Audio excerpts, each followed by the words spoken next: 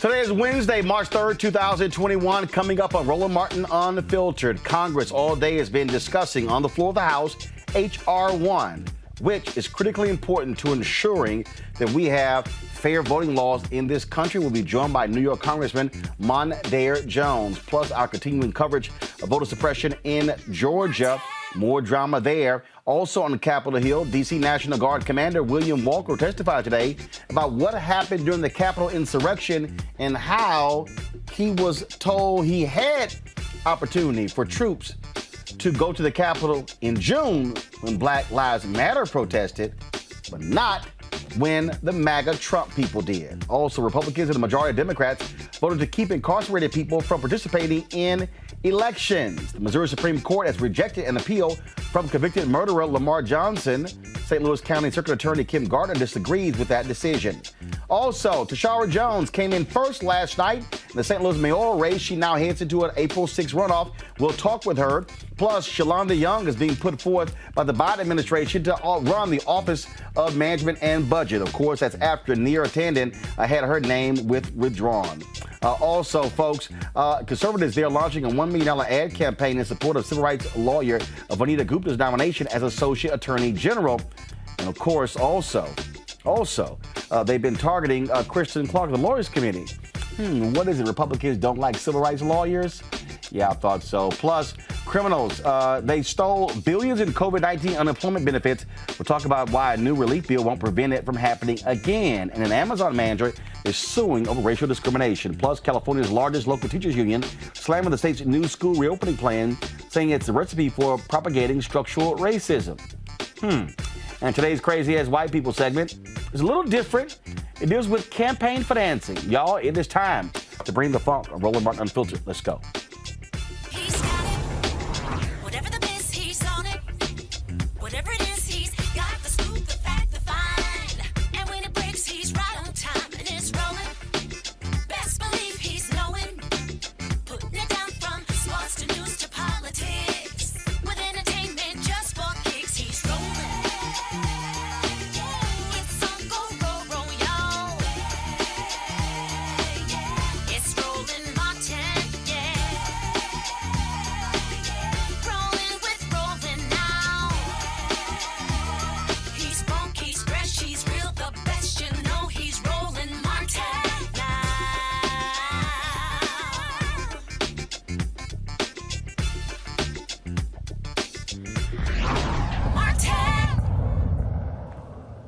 All day today on the House floor, they've been debating H.R. 1, a massive voting rights overhaul that would ban partisan gerrymandering, expand voting rights protections, impose new restrictions on campaign finance, and more. If passed, it would be the most significant such law since the Voting Rights Act was passed in 1965.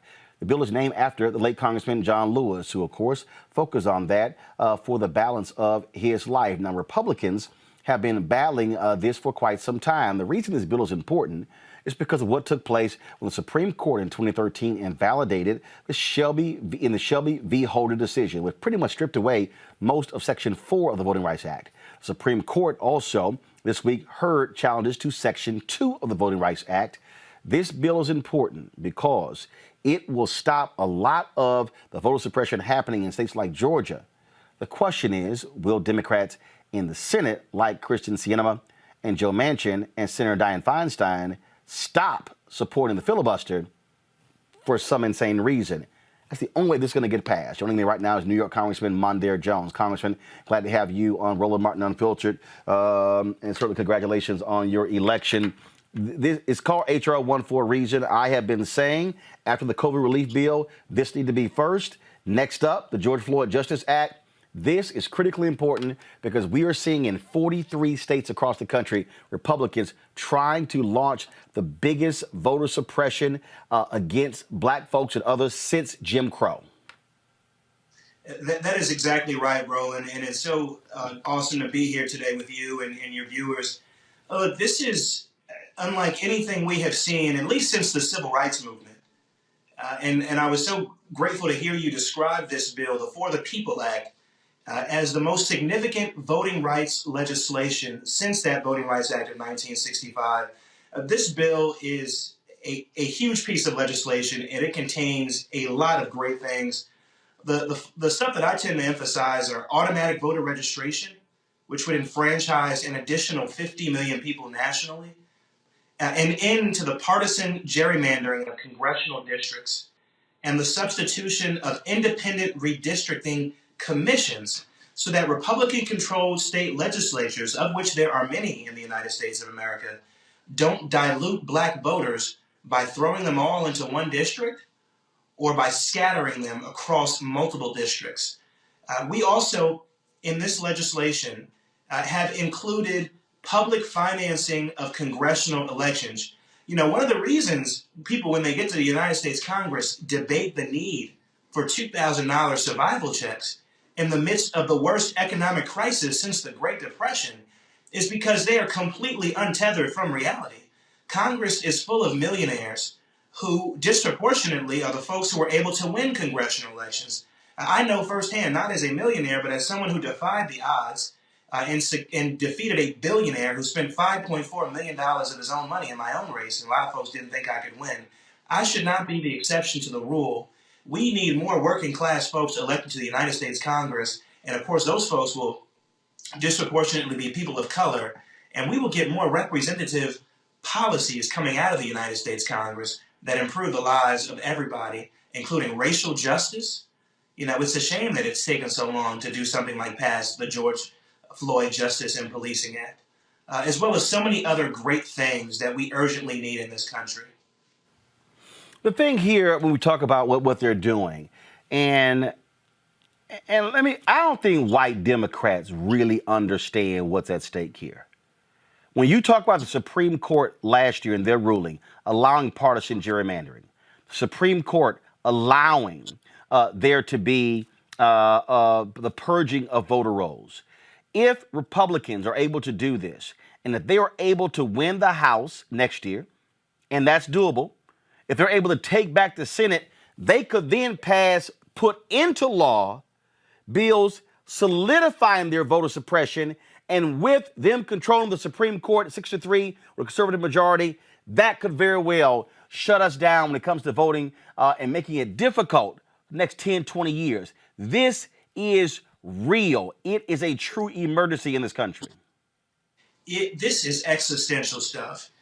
We have one major political party, that party being the Republican Party, that because it is unable to compete on the merits of its policy ideas, has devoted itself to disenfranchising large swaths of the American electorate. And by that, I mean black people, Hispanic people, young people, and lower income people, like the families I grew up in. This is very deliberate stuff that's being done. We've now seen hundreds of bills in the wake of that free and fair election that resulted in President Joe Biden and Vice President Kamala Harris introduced in state legislatures all across this country to make it more difficult for black and brown people to vote. And you're absolutely right. It remains a very real possibility that in a midterm election, as historically has been the case, the party who controls the White House will lose the majority in the House of Representatives. We can stop that from happening, but the way to do it is to pass the For the People Act. And then, of course, in a few months, it is my expectation that we will pass H.R. 4, the John Lewis Voting Rights Advancement Act. But to your point about the United States Supreme Court, we've got to build a record to make it the most likely to survive constitutional scrutiny, because the same court that struck down, that gutted basically Section 5 of the Voting Rights Act in that 2013 Shelby decision is more conservative today, more hostile to democracy today than it was even in 2013. It's why I'm also proud to be the leading proponent in the United States Congress of expanding the size of the Supreme Court. It is an issue of racial justice, among other things. So, Congressman, how in the world do y'all get the attention of Sienna from Arizona, where the case for the Supreme Court is from her state? How do you get the attention of Joe Manchin to understand, and also Senator Feinstein, that this laying at the feet and loving, we got to have bipartisanship with the filibuster, screws us. And actually it screws the party, because if Republicans win next year, 2022, they're in the minority. How do Well, y'all get to them to understand that you're not going to get 10 votes? Let's just be real clear. You're not going to get 10 Republican votes in the Senate. It ain't happening. The only way if the House passes this, the only way this becomes law is if 50 Democrats stand together and stop the and get rid of the filibuster to pass this law and send to President Biden for a signature. you know, these Republicans in the Senate and in the House are people who mostly do not even acknowledge that President Biden was the victor in that November presidential election. And despite nearly dying on January 6th in that violent white supremacist-led insurrection at the Capitol that I lived through, along with the rest of them in the House and in the Senate, they declined overwhelmingly to acquit the former president of the United States. So these are not people who can be engaged in good faith. They are not looking for that. And so I agree with you completely that we need 50 Democrats in the United States Senate to acknowledge that they did not run for office just to do nothing when they got there. And that the things that they ran on are only possible through either reforming or repealing the filibuster. And I remain optimistic that they will come to that conclusion. I look at someone like Amy Klobuchar, who is no one's progressive in the United States Senate, who today said, you know what, enough is enough. We've got to pass this legislation. Our Republican colleagues are not good faith actors. We've seen that time and time again. The filibuster was not meant to block progress urgently needed by the American people. And of course, I look at someone like Kirsten Sinema, a history maker in her own right in the LGBTQ community. I'm sure she wants to pass the Equality Act to finally enshrine in federal anti-discrimination law protections for the LGBTQ community, and so on and so forth. We look at the popularity of a $15 minimum wage and this COVID relief bill generally, 77% as of today of the American people support this. Talk about bipartisanship. And so I remain optimistic that there will be either reform or repeal of the filibuster, even if people today are not saying it. But that means we have to continue to make our views loud and clear, and the American people must rise up and hold folks accountable at the ballot box. All right. Congressman Mondaire Jones, I know you guys got votes all day. We really appreciate you joining us right here in Roland Martin Unfiltered. Thank you so much, Roland. Pleasure to be here. All right, thank you so very much. Folks, as we've been talking about, I mean, this is just to understand how significant this is, and let's just be real clear, you're not getting it from these other networks. You're not. I mean, you're getting cursory coverage from these networks. They're not really focused on how significant and major this is, how dramatic this very issue is, because what we are seeing here it take place is a Republican Party that is so angry that they lost the White House, is so angry that they don't control the United States Senate, is so angry that they don't control the United States House, that what they want to do is they want to go even further in terms of making it difficult, making it impossible for folks to win. They admitted before, listen to me clearly, they admitted before the U.S. Supreme Court this week.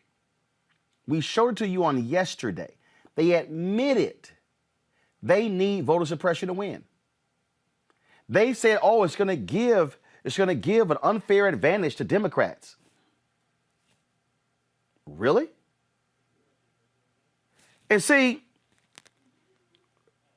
what people have to understand, the Supreme Court has ruled, and we covered this, they ruled that they have no role to play in partisan gerrymandering.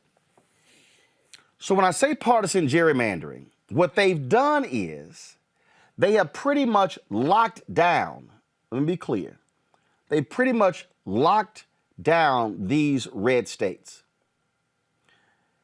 In Wisconsin, partisan gerrymandering showed that Democrats could win 55% of the vote and still not control the chamber. So what Republicans are doing, they're trying to, because of the census, they're trying to craft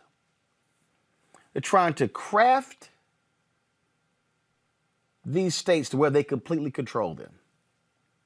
So they control the House, the state legislature. Then they control the Senate. Then they control the governor's mansions. Right now, more than 30. They control more than 30 right now. That, folks, is what I need you to understand is going on before us and how major this is. And so when we go beyond the issue of gerrymandering, then we start talking about purging. We start talking about how they want to be able, do y'all understand they literally in Georgia want to outlaw and make it a misdemeanor crime to give people food and water?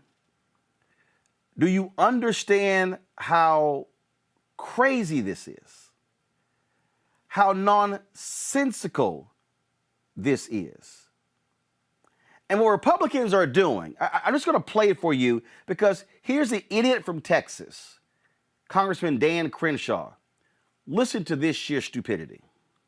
Speaker, I rise today in opposition to H.R. 1. And I've always found it interesting that elections are the one thing my colleagues on the other side don't want to strictly regulate. See, there's this mythology amongst Democrats that common sense rules in an election are synonymous with voter suppression. They make it sound like you have to go through an obstacle course to go vote. This isn't true. It's nonsense, and everybody knows it. Truth is that 4 out of 5 Americans support voter ID laws. And countless Americans have expressed concern because they receive mail-in ballots for other people addressed to their homes. They want this fixed, and they don't want the problem to get worse. But this bill makes elections less trustworthy, not more. And trust is everything. When people can see the faults in the process, whether it's ballots at the wrong house or careless verification processes, they believe people are cheating. You can't just dismiss that. We have to fix it. But instead, this bill makes permanent the problematic election practices that cause distrust. For example, ballot harvesting, which creates serious chain of custody. Now, I want you, let me unpack what you just heard. People have questions. They think it's been stolen. So, who told them the lie? Folks like Dan Crenshaw. That's like saying, you stole my lunch money. It's in your pocket. Yeah, but I think you stole it. But it's in your pocket. Yeah, but it doesn't matter that it's actually in my pocket. I think you stole it.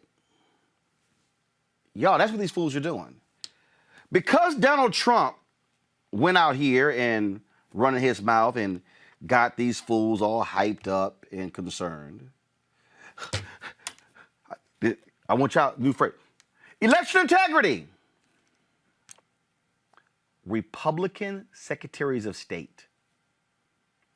Republican election chairs all said the election was safe and sound. No, it wasn't. It was not safe. Why do you think it wasn't safe? Because we lost. So you're telling me that had you won, it was safe? Yes.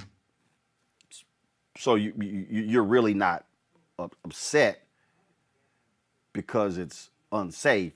You're actually upset because you lost. Yeah. So let me get this straight. So because y'all lost, and because y'all are crazy, and because y'all tried to invalidate the votes of black people on January 6th, we somehow are supposed to believe that we supposed to trust you dumbasses? Do you think for a second I trust any Republican who says voter integrity? Hell no. Do you actually think I'm going to listen to any Republican who believed that Donald Trump had the election stolen from him? Hell no.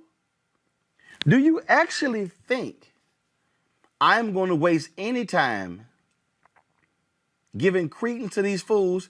Hell no. News conference today. We live streamed it. Speaker Nancy Pelosi speaking on H.R. 1. Forth to suppress the vote. To suppress the vote, how could it be? How do we pledge allegiance to the flag in this capital, this temple of democracy, while at the same time supporting voter suppression across the country? So what we are doing in this fight that we're engaged in is to empower the people. This is called the For the People bill. And in doing so, we combat big, dark, special interest money in politics and amplify the voice of the American people. We fight foreign interference in our elections. Foreign interference in our elections. We expand voting rights. We fight political gerrymandering, and we crack down on corruption. The bill, as Mr. Sarbanes says, caffeinates every other issue because it gives people confidence that if we come down on the side of the people's interest, not the special interest, we will be able to have policies that are for the people. Policies to help us build back better, to end a pandemic and address economic disparities, end gun violence, and by promoting gun violence prevention, which we hope to do shortly, to have a national reckoning on racial injustice and to address the surging climate crisis, just to name a few issues that are affected, and again, to raise the minimum wage, just to address a few issues that are affected by big, dark money weighing in the Capitol. Let's go to my panel. A. Scott Bolden, former chair of the National Bar Association Political Action Committee, Monique Presley, crisis manager and lawyer Robert Patillo, of course, with the Rainbow Push Peachtree Street Project in Atlanta. All right, folks, let's really unpack this, and I want to start with this here. Who the hell needs to have a coming to Jesus conversation with Sinema, Manchin, and Feinstein? Is it Schumer? Is it Biden? Because I'm going to tell you right now, Robert, these same Democrats, they are asking for 50 to 100,000 people to come to D.C. and let them feel that heat if they sit here and not move on this bill once it gets past the House. You're absolutely correct. You know, there's a line from Hamilton where they say we're in a battle for our nation's very soul. And that's where we're at as America. Let's understand it's no longer Republicans and Democrats. It's the American people versus the MAGAs. And they are not going to give up. They're not going to stand down. They will fight to the death. Let's understand the Republican Party has decided to no longer be a political party in America. Let's just look at the numbers. In the last 17 years, Republicans have not won the popular vote in any presidential election. Since 2004, there are high school seniors who have never seen a Republican win the popular vote in the presidency. If you want to go back further, before 2004, it was 1988. The last time the Republicans won the popular vote in America, meaning in the last 32 years, they have won the popular vote one time. Right now, the 50 Republican senators represent about 41 million fewer American people than the 50 Democratic senators. So what they understand is that they are no longer a majority party. They no longer represent the majority ideas and views of the American people. And for that reason, they have to use things such as racial gerrymandering, voter suppression, and other tactics and schemes in order to win elections.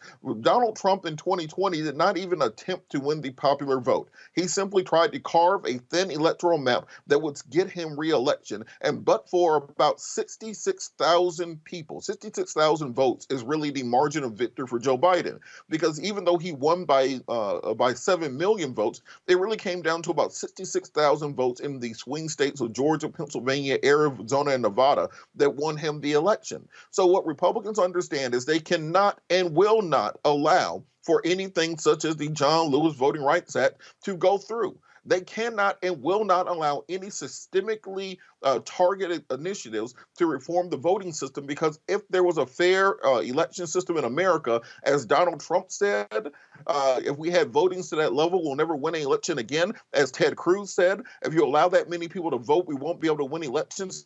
As was said at the Supreme Court today.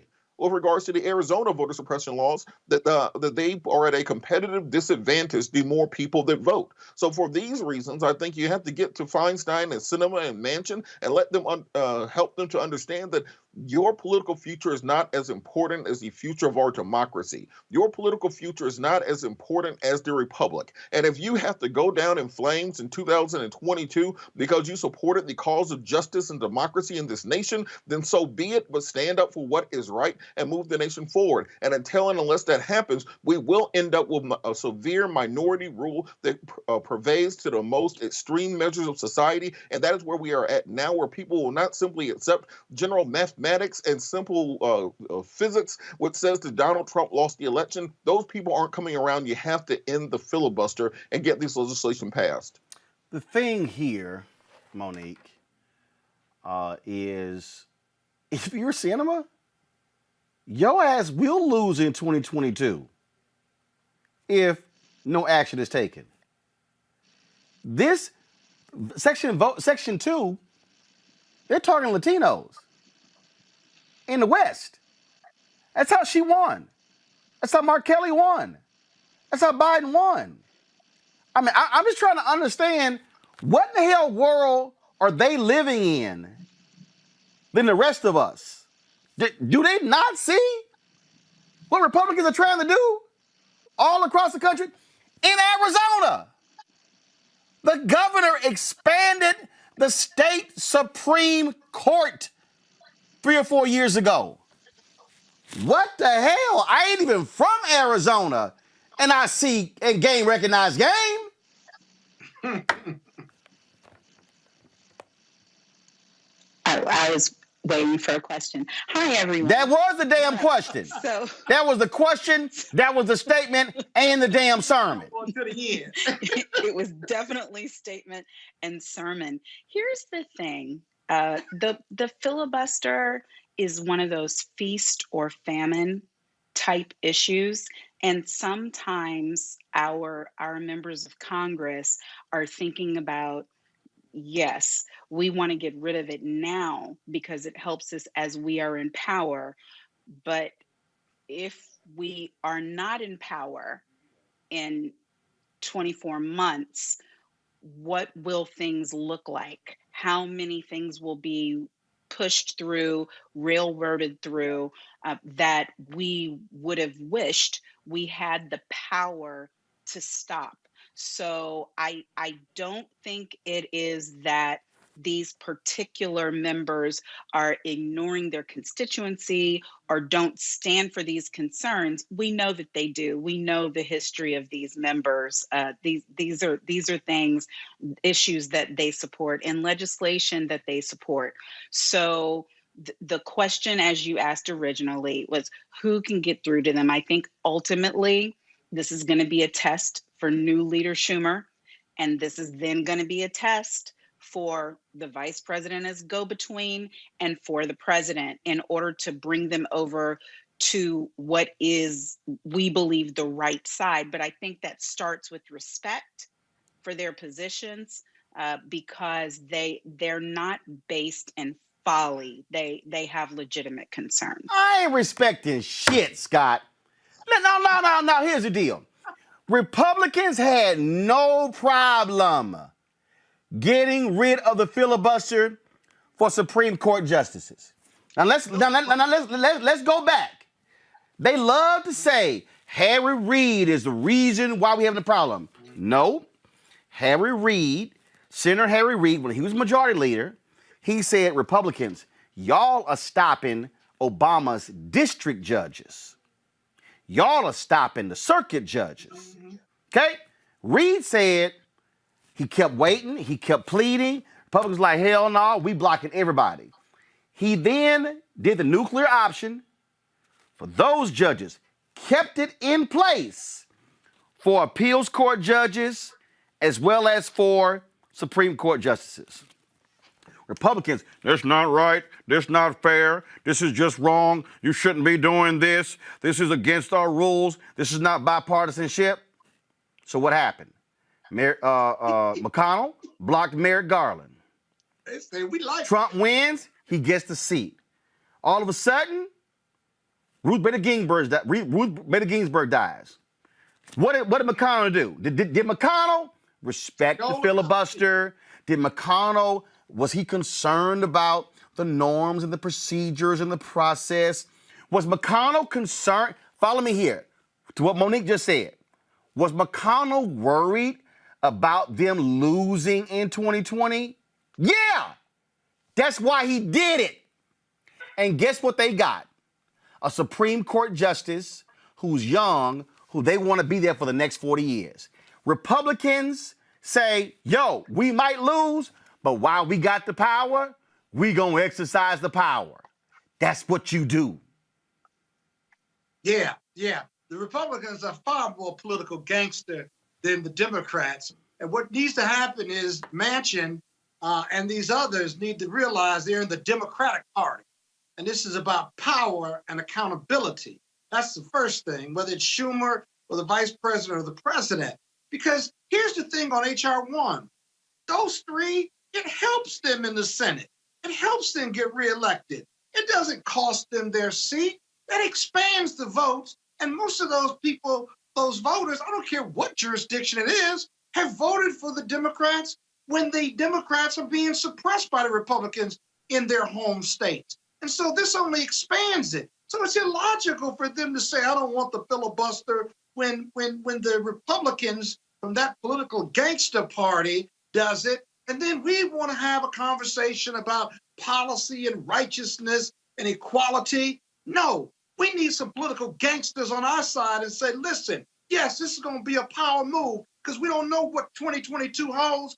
We got to get these in, locked in as far as the law for fairness, justice, and equality so that more Democrats get elected in 2022, 24, and 26 and beyond. And we don't know how long this power is going to last because Mitch McConnell and the Republicans would certainly take that view and could care less about being right. All they care about is power. And we need some political gangsters on the Democratic side to feel the same way. You don't go to a gunfight with a knife. We keep showing up with knives. Republicans got guns, right? We need some gunners on our side and just be gangster about political power while we have it. Georgia State Representative, one second. Georgia State Representative Calvin Smyer joins us right now. Representative Smyer, you're having to deal with this as we speak. You are seeing gangster Republicans use their power, wield that power. Are you calling on Manchin, Sinema, Feinstein to stop tripping on the filibuster and say we will pass this voting bill? Because otherwise, if the Democrats in Congress do not pass this bill, y'all are screwed in Georgia. Black folks are screwed in North Carolina, as well as in Florida and other states. Well, the front that we're facing now, Martin, Roland, is the attempt to roll back the gains that we made here in the state of Georgia. The bill that we just, I'm on the special committee for election integrity that was just recently appointed, and we just had a vote a couple of days ago on House Bill 531, which was the regression and suppression bill that passed on the floor of the House of Representatives. So any help we can get, naturally from Congress, we welcome it. But we had a difficult fight on the floor of the House as we looked at issues that deal with early voting, and anytime you cause voter confusion, then you cause a voter suppression. So we're trying our best to fight back here in the state of Georgia as it relates to all the bills that are coming forth. We had 91 bills introduced in the Georgia House based on the voting in the last election. So that's what we're dealing with here in the state of Georgia as we speak. And let's be clear here. What's happening in Georgia, they have the power. They control the House. They control the Senate. They control the governor's mansion. In their own bill, they are stripping power from the Republican Secretary of State because they're mad that he believed in fairness and not partisanship. They don't give a damn about rules. Yeah. Well, you make a point there. The Secretary of State is elected statewide as the chief election officer in our state. And the bill that just was passed, a governor would appoint a civilian, an individual to oversee the election. And when they do that, become chairman of the state election board. So why do you need a Secretary of State when you're going to appoint someone that will oversee the elections in Georgia. And to me, that is so contrary, and that's totally bad public policy. If you had a chance to come to Washington D.C. and you were sitting in front of Manchin, Sinema, and Feinstein, what do you tell them? Well, this juncture, we as state legislators, and especially in our southern states, Roland, you've seen what happens in the southern states, and the rolling back of any voting rights is a very difficult process for us, especially those of us that serve in southern states. And when we lost, most of our power was lost on pre-clearance, as you remember, in the Voting Rights Act. And now we don't have that as a backstop. So what troubles us mostly in the southern states is that when we face reapportionment, we're getting ready to reapportion later this year, the entire House and Senate here in the state of Georgia. And we don't have a pre-clearance as a backstop. And so we don't have the sake of the Attorney General nor the Justice Department to assist us in that process. And to me, that is one of the most needed weapons that we had in the past. But when the Republicans took over at the national level, of course, they eliminated pre-clearance. So we can use all the help we can here when it comes to the political situation in our southern states. And you understand that scenario. And now we have the House, the Senate, and 1600 Pennsylvania Avenue. So it's one of those things that anytime we can get some assistance, we certainly would appreciate it. And because the Supreme Court invalidated Section 4, you don't have pre-clearance. That means whatever action they take on districts, y'all can't stop it. They control the whole process, right? I mean, what can y'all do? Bingo. I mean, you hit the nail on the head. Without pre-clearance, the only thing we can do is go to the courts. We have no relief as it relates to the Justice Department because of the court decision. But at the same time, I think there needs to be some communication and some discussion between the members of Congress and the various southern states, because we do need relief and we do need assistance, because controlling the House, the Senate, and the governor's office, we have such a handicap. And now that we have all three branches of government at the federal level, now's the time to provide any kind of relief that can send our way. Now's the time to do it. Representative Calvin Smythe of Georgia, we surely appreciate it. Thank you so very much. Thank you, Roland, for the fight you're engaging. Thank you very much. Thank you very much. All right, folks. Today, Congresswoman Terry Sewell represents the Black Belt of Alabama. This is what she had to say about H.R. 1. Representative of Alabama's Civil Rights District, Birmingham, Montgomery, and Selma. It is my honor to be the lead sponsor of H.R. 4, the John Roberts Lewis Voting Rights Advancement Act, which, along with H.R. 1, will restore democracy for the people. This Sunday, March 7th, we will commemorate Bloody Sunday.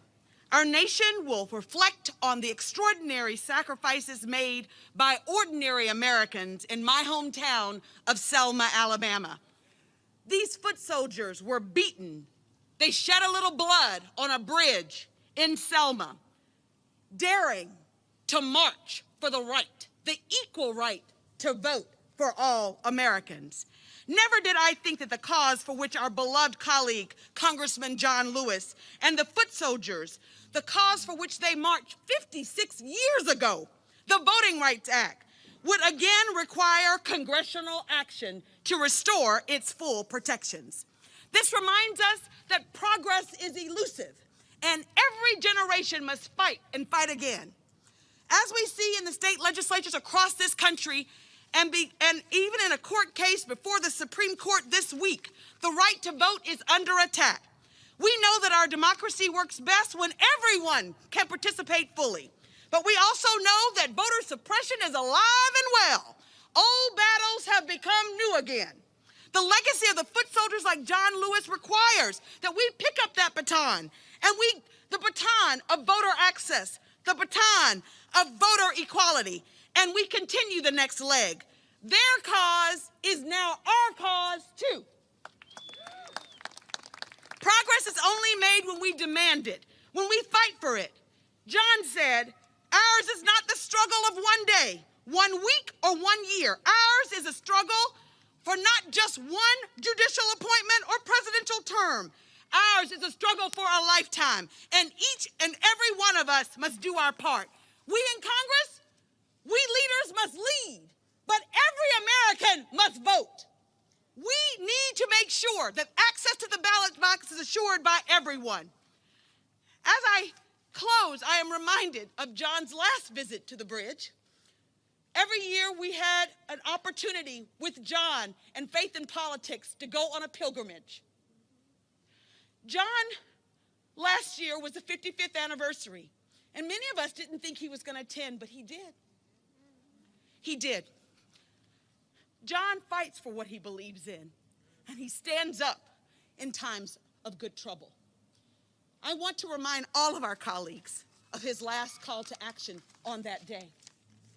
Stricken with cancer, John said, "Never give up, never give in. We must keep our eyes on the prize. We must pass H.R. 1 and H.R. 4 and truly restore democracy to America for the people." Robert, final round of comments on this here. Again, this is, as Representative Jones, this represents an existential threat. If Democrats in the Senate don't take this seriously, they are guaranteeing they're going to lose in 2022. You talk about the opportunity, Pennsylvania, North Carolina, Wisconsin. They could pick up those 3 seats to expand that majority from 50 to 53.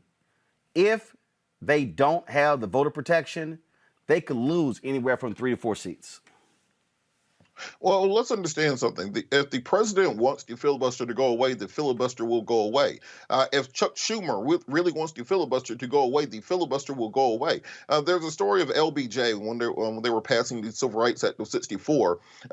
They couldn't get a senator on the phone that they needed to sway his vote. So they said the LBJ went to the senator's office and sat behind the man's desk butt naked with a cowboy hat on and waited for the senator to get there, and then said, "I'll see you for a meeting." And guess what? They got the bill passed. So I'm not saying that we need to go through those extreme of measures, but you can go through. But if a senator such as Sinema or Joe Manchin doesn't want to vote to end the filibuster, or even Feinstein, you can remove their committee assignments. You can bump them down the rankings. There are various legislative means that go that can be taken, but it starts with the president making a statement saying that he believes that it is worth it, that is needed to end the filibuster, and instructs the senators to do so. I think if they do that, then that is the way that you will get those senators to come on board, and how we can finally pass some of these acts in the Senate. Monique, I think President Joe Biden is still operating that the Senate today is the Senate when he was there. No, it ain't. I don't think that. Well, he sure as hell act like it. I mean, he's not obtuse. He's not dumb. He's not ignorant. He's not somebody who doesn't pay attention to news. He's not somebody who doesn't know people. He's not somebody who isn't an astute politician. But hold on, if that's all true, then if that's all true, why did he say during the campaign that, oh, I think when Donald Trump is no longer there, Republicans are going to return to the Republican Party that they were before? They haven't. He didn't say they would return to the Republican Party that they were before. He said that it would be easier to work with them, and I think that will prove true. No, he actually said they will return to the Republican Party they were before. That's what he said. I mean, that's not even good either. But my point is, I tend to not, with our leaders who I know, like our vice president and president, are very, very smart and very experienced and very astute, and have been in rooms I haven't been in, and had to do votes I haven't had to do, and had to pass bills I haven't had to pass. I tend to credit them as not being ignoramuses. That doesn't mean I agree with them, but I don't think that they're clueless or stupid or slow or any of those things. That's why I voted for them, because if I thought they were clueless or stupid or slow, I wouldn't have. So what I think, though, is that some of the things that we deal with are going to take time, and we as American citizens who are voting constituents have to insist upon our voices being heard every step of the way. Not necessarily with, oh my God, this, I'm watching Twitter, people saying this is bullshit, this is blah, this is blah, and I'm like, that's instructive. But with what we said we were going to do, hold them to the fire and make our voices known, make our desires known, so that there is no option but to go forward on the things that are essential. And this is one of those times. I don't disagree with Robert. I'm sure I don't disagree with whatever Scott's about to say next. I just believe that our time is better spent pushing for action than pulling down people. Scott, not a single Republican in the House voted for the COVID relief bill. Not one. Go. Well, it just shows you how power-driven and how difficult Republicans want to make it for Democrats. They're not interested in bipartisanship. They're interested in biding their time because they expect to win in 2020 with Trumpism. And if the Democrats don't figure it out that bipartisanship means biding time, then they need to be reelected or they need new people serving on the Democratic Party side in the House and Senate. Now with Joe Manchin, this is what we need to do with Joe. You call Joe over to the corner and say, what is it that you want? Somebody needs to find out what he wants, right? And if it doesn't cost too much, because the future is now on H.R. 1 and H.R. 4. We don't get it now. We may never get it as you laid out. Give him what he wants. Give him political cover. And therefore, no. For the rest of this term. Joe Manchin doesn't want political cover. Joe Manchin has exactly what he wants. What does he want then? No, Tell me what he has exactly what he wants.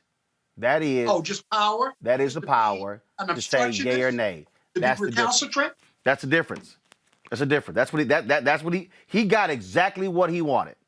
He is if he's going to, he's got a new name, enabler of the Republican Party while the Democrats are in power. I got you. He needs to just say he's a Republican then. Well, chief enabler then. Well, keep in mind the governor of West Virginia won as a Democrat and then flipped to Republicans when Trump got in. Got to go to break. When we come back, we'll talk with Tashara Jones, who last night came in first, St. Louis mayoral race. Now she moves on to the runoff. She's next on Roland Martin Unfiltered.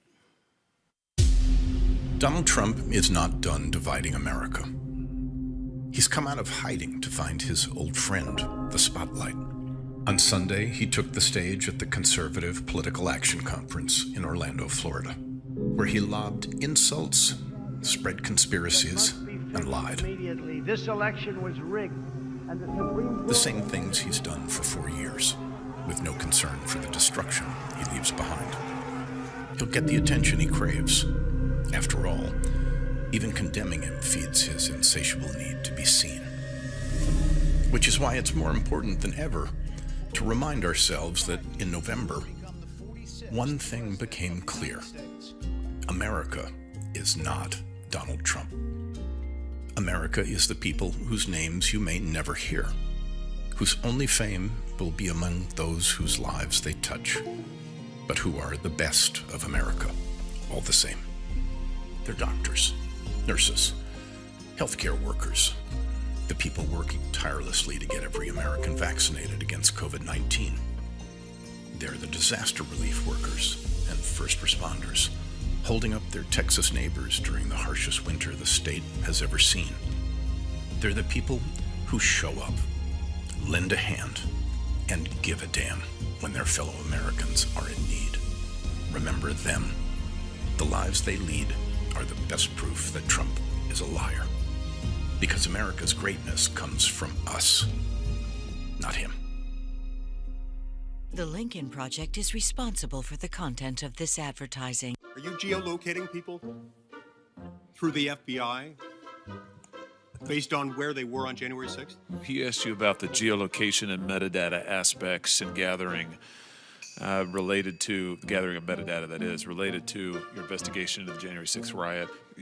Tell me what you know about this. So is the FBI accessing cell phone tower metadata from telecommunications companies? Shortly after 2 p.m., as the siege was fully underway, Senator Lee describes it, phone rang, it was Donald Trump. I hope you can understand my concern. Sure, you can appreciate my concern here.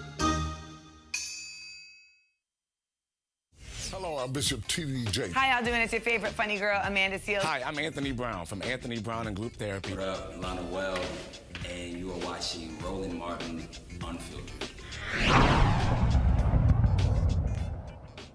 All right, folks, last night in St. Louis, voters went to the polls in the mayoral election, and they picked two candidates. Well, first of all, it was a new vote as well because they could actually vote for up to 4 candidates last night. And then the two folks who came out on top, Tashara Jones, you might recall, of course, city treasurer. We were there a couple of weeks ago. She'll be facing Alderman Kara Spencer on April 6th. Tashara came in first with 57% of the vote. Spencer came in with 46%. Joining us right now is Treasurer Jones. How you doing? Good. How are you, Roland? Doing great. You feel a little bit different this time than the last time when you lost in the general to the current mayor. Now, of course, there were 3 African-American candidates running for St. Louis mayor. You dispatched, they came in 3rd and 4th, so it's you and Kara Spencer in the runoff. So how do you feel?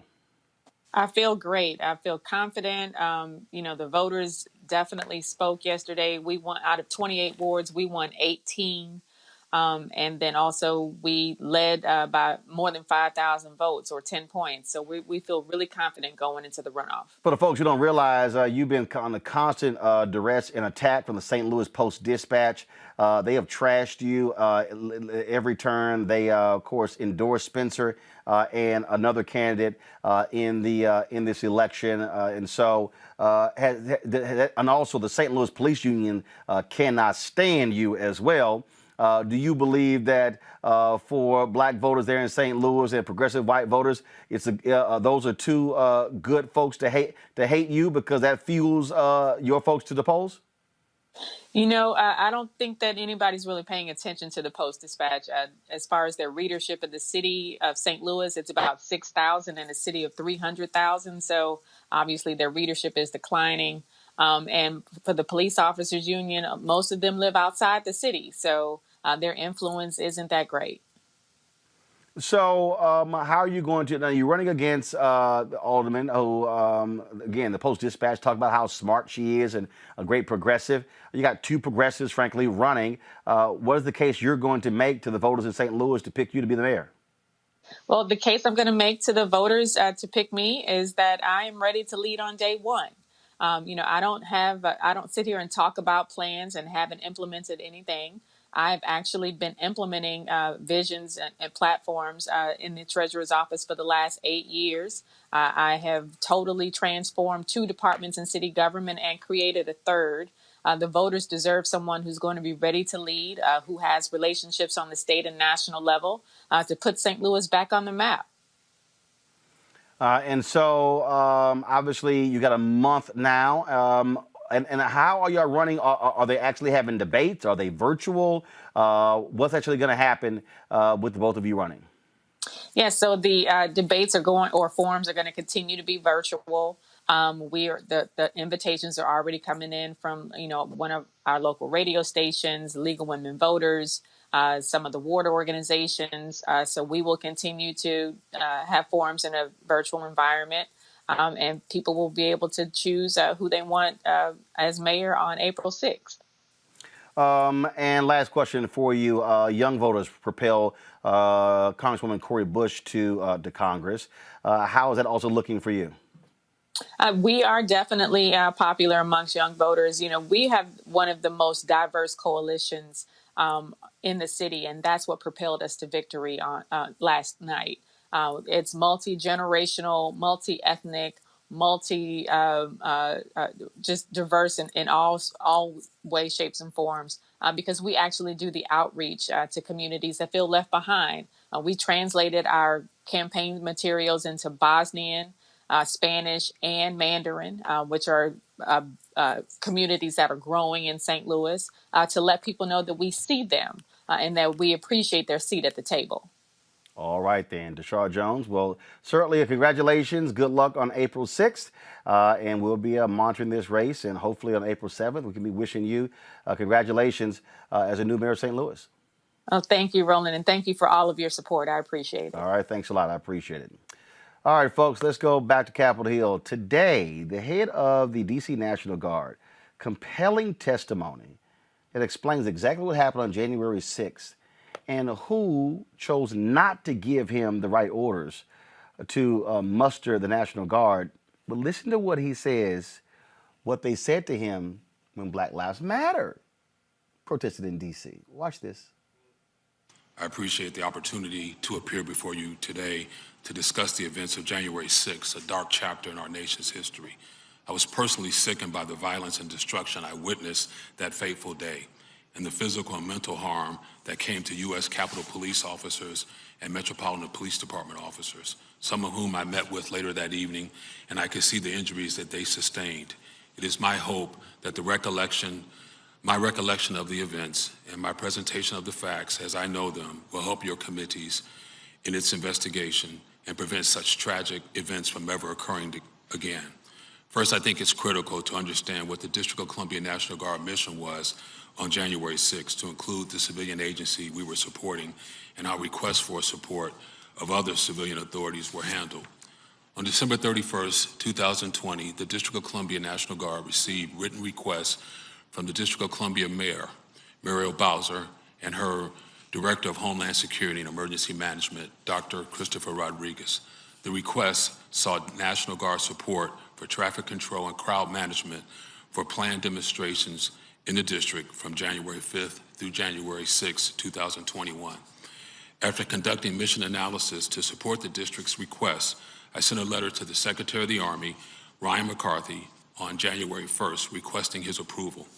I received that approval in a letter dated January 5th, granting support to the Metropolitan Police Department with a 320 Guardsmen personnel to include a 40 personnel quick reaction force. The District of Columbia National Guard provides support to the Metropolitan Police Department, the United States Park Police, the United States Secret Service, and other federal and district law enforcement agencies in response to planned rallies, marches, protests, and other large-scale First Amendment activity on a routine basis. A standard component of such support is the stand-up of an off-site quick reaction force, an element of Guardsmen held in reserve with civil disturbance response equipment, helmets, shields, batons, etc. They are postured to quickly respond to an urgent and immediate need for assistance by civil authorities. The Secretary of the Army's January 5th letter to me withheld that authority for me to employ a quick reaction force. Additionally, the Secretary of the Army's memorandum to me required that a concept of operation be submitted to him before the employment of a quick reaction force. I found that requirement to be unusual, as was the requirement to seek approval to move Guardsmen supporting the Metropolitan Police Department to move from one traffic control point to another. At 1:30 p.m. on January 6th, we watched as the Metropolitan Police Department began to employ officers to support the Capitol Police. In doing so, the officers began to withdraw from the traffic control points that were jointly manned with District of Columbia Guardsmen. At 1:49 p.m., I received a frantic call from then Chief of United States Capitol Police, Stephen Sun, where he informed me that the security perimeter of the United States Capitol had been breached by hostile rioters. Chief Sun, his voice cracking with emotion, indicated that there was a dire emergency at the Capitol, and he requested the immediate assistance of as many available National Guardsmen that I could muster. Immediately after that 1:49 call, I alerted the U.S. Army senior leadership of the request. The approval for Chief Sun's request would eventually come from the Acting Secretary of Defense and be relayed to me by Army senior leaders at 5:08 p.m., about 3 hours and 19 minutes later. I had already had Guardsmen on buses at the Armory ready to move to the Capitol. Consequently, at 5:20 p.m., less than 20 minutes, the District of Columbia National Guard arrived at the Capitol and were being sworn in by the United States Capitol Police. We helped to establish the security perimeter at the east side of the Capitol to facilitate the resumption of the joint session of Congress. In conclusion, I am grateful for the Guardsmen from the 53 states and territories who supported the District of Columbia National Guard Operation Capitol Response and helped to ensure a peaceful transition of power on January 20th. In particular, I am grateful for the timely assistance from our close neighbors from Virginia, Delaware, and Maryland National Guard, who augmented D.C. National Guard forces in establishing the security perimeter. I am honored to lead these citizens, soldiers, and airmen. These are your constituents, many of whom left behind their families, careers, their education, their businesses, to help ensure the protection and safety of the United States Capitol and those who serve in it every day. General Walker, I want to start my questioning by going back in time a little bit prior to the events on January 6th. So my question is, in June of 2020, as violence was escalating during the summer protest, were you able to immediately receive approval from the Secretary of the Army and the Secretary of Defense to deploy National Guard to assist law enforcement at that time? Senator Peters, I was. Yes, sir. The Secretary of the Army was with me for most of that week. He came to the Armory. I was in constant communication with him when we were not together. So you were immediately able to receive approval in June of 20. From your testimony, I want to be clear. Were you able to immediately receive approval from the Secretary of the Army and the Secretary of Defense to deploy the National Guard on January 6th? No, sir. In your opening remarks, you said that a January 5th memo was unusual. Could you explain to the committee why it was unusual and what was the impact of the memo that you received on January 5th? So the memo was unusual in that it required me to seek authorization from the Secretary of the Army and the Secretary of Defense to essentially even protect my guardsmen. So no civil disturbance equipment could be authorized unless it came from the Secretary of Defense. Now, the Secretary of the Army, to his credit, did tell me that I could have force protection equipment with the guardsmen. So we did have helmets, shin guards, vest. We did have that with us, but that came from the Secretary of the Army. The Secretary of Defense told me I needed his permission to escalate to have that kind of protection. That kind of protection, even though you would be engaged in force protection, that to protect your men and women, before you could do that, you would have to get approval from the Secretary of Defense? The memo from the Secretary of Defense made clear that I needed his permission to have, so what it says, without my personal authorization, the District of Columbia National Guard is not authorized the following: to be issued weapons, ammunition, bayonets, batons, or ballistic protection equipment such as helmets and body armor. Now, again, to be clear, the Secretary of the Army told me to go ahead and issue that equipment. So we never were going to have weapons or ammunition, and we no longer have bayonets. But we do have ballistic protection equipment, helmets, body armor. And so I did have that with each guardsman. Thank you, General. General Walker, if the restrictions on your authorities hadn't been put in place by DOD, what would you have done when Chief Sund called you at 1:49 on January 6th with an urgent request for National Guard assistance? I would have immediately pulled all the guardsmen that were supporting the Metropolitan Police Department. They had the gear in the vehicles. I would have had them assemble in the Armory and then get on buses and go straight to the Armory and report to the most ranking Capitol Police officer they saw and take direction. And further, just let me add this. So one of my lieutenant colonels on his own initiative went to the Capitol anticipating that we were going to be called. So he would have been there, and he met with Deputy Chief Carroll of the Metropolitan Police Department, who asked him, where is the National Guard? How come they're not here? And this colonel said, well, I'm sure they're coming, and I'm here to scout out where they're going to be when they get here. So that was the plan. I would have sent them there immediately. As soon as I hung up, my next call would have been to my subordinate commanders, get every single guardsman in this building and everybody that's helping the Metropolitan Police, remission them to the Capitol without delay. this, y'all, was an absolute inside job. There's no way around this, Monique. None. No, none at all.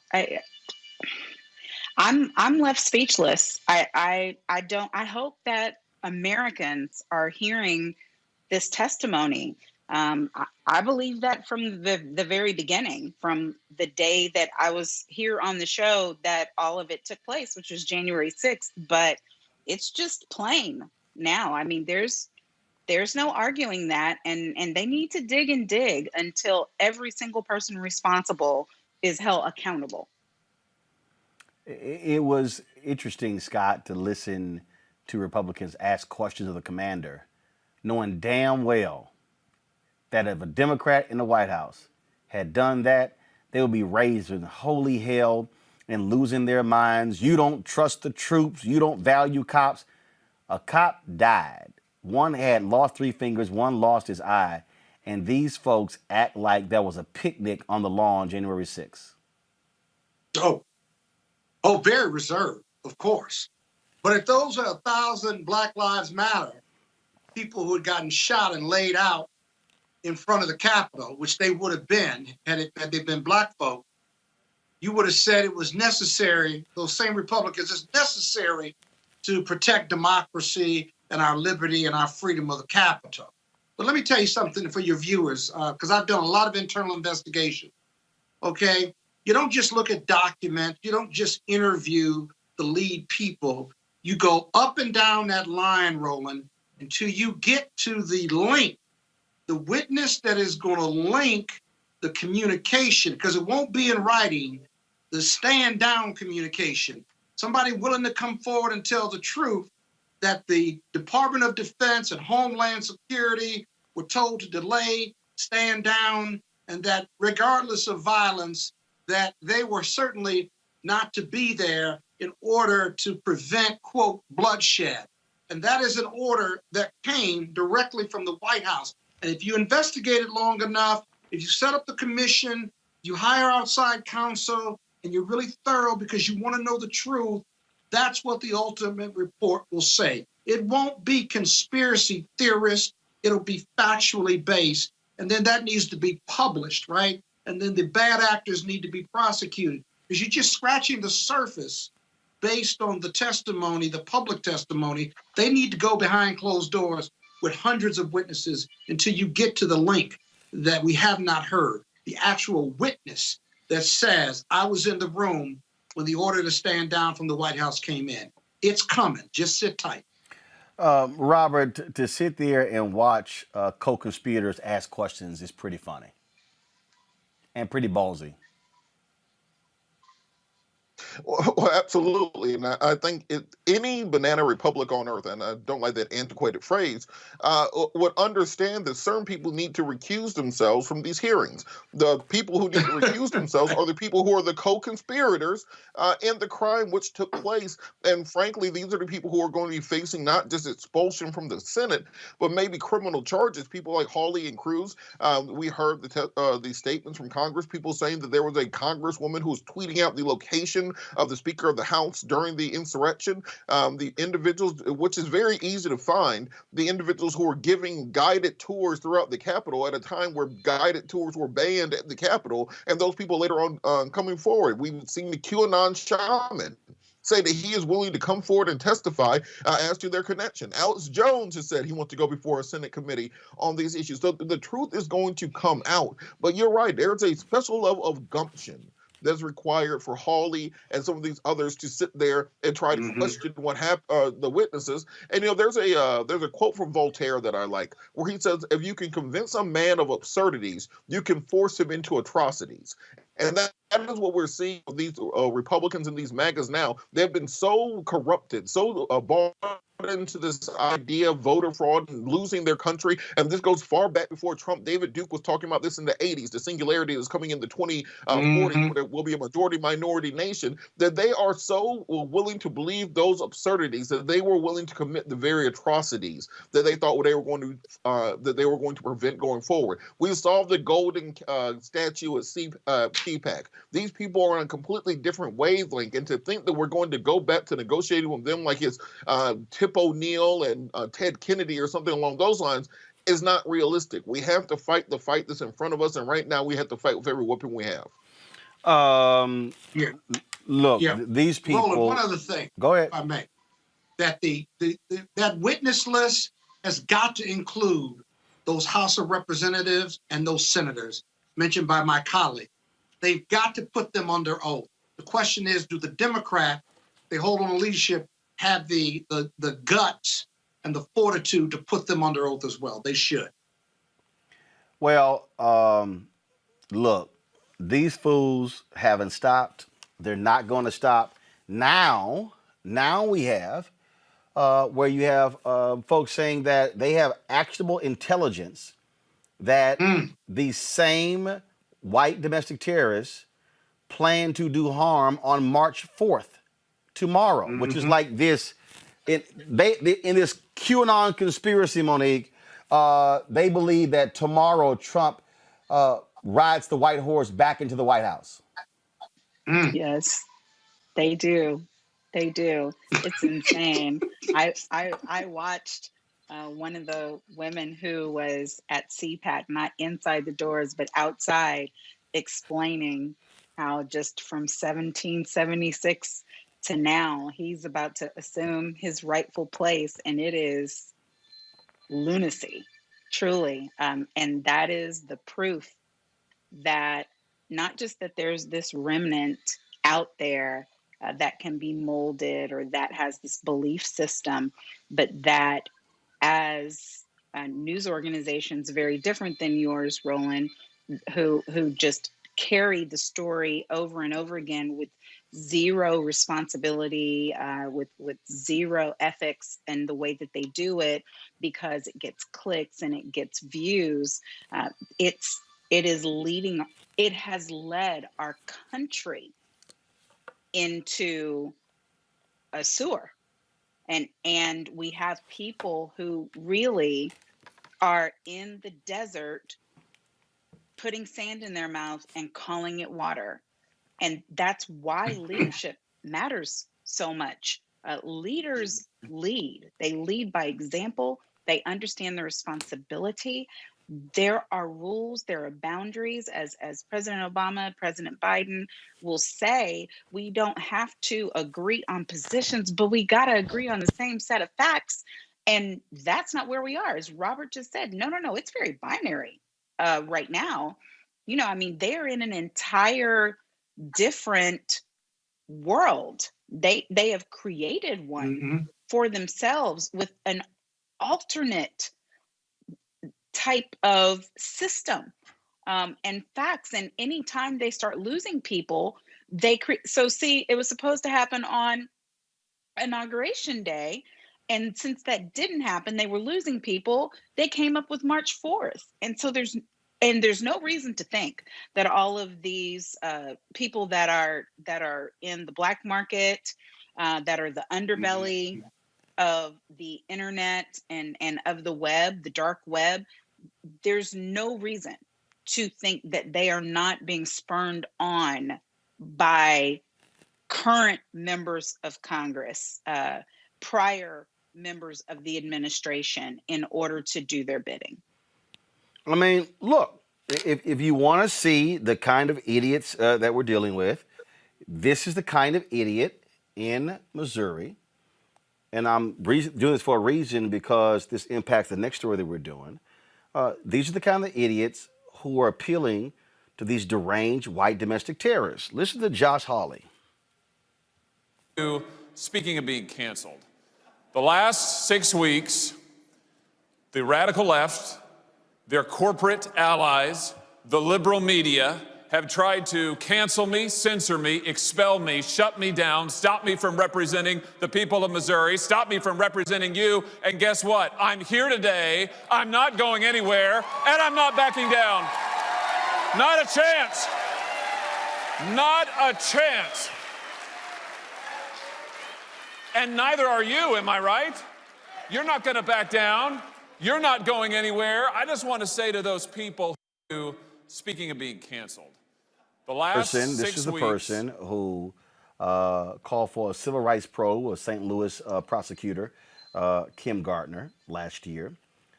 This is over those idiots McCloskeys who pulled the guns out when they had the protest there in St. Louis. Now, and just to understand again the crazy level that's happening there in Missouri, listen to this. Okay. The case of Lamar Johnson. Black man who Kim Gardner says she believes was wrongfully convicted for murder over 25 years ago. Tuesday, the Missouri Supreme Court refused to grant Johnson a new trial, stating that Kim Gardner, who is the city DA, lacked the authority to appeal a case decades after it was adjudicated. Johnson was convicted in 1994 for allegedly killing a man over a suspected drug dispute. He says he's innocent.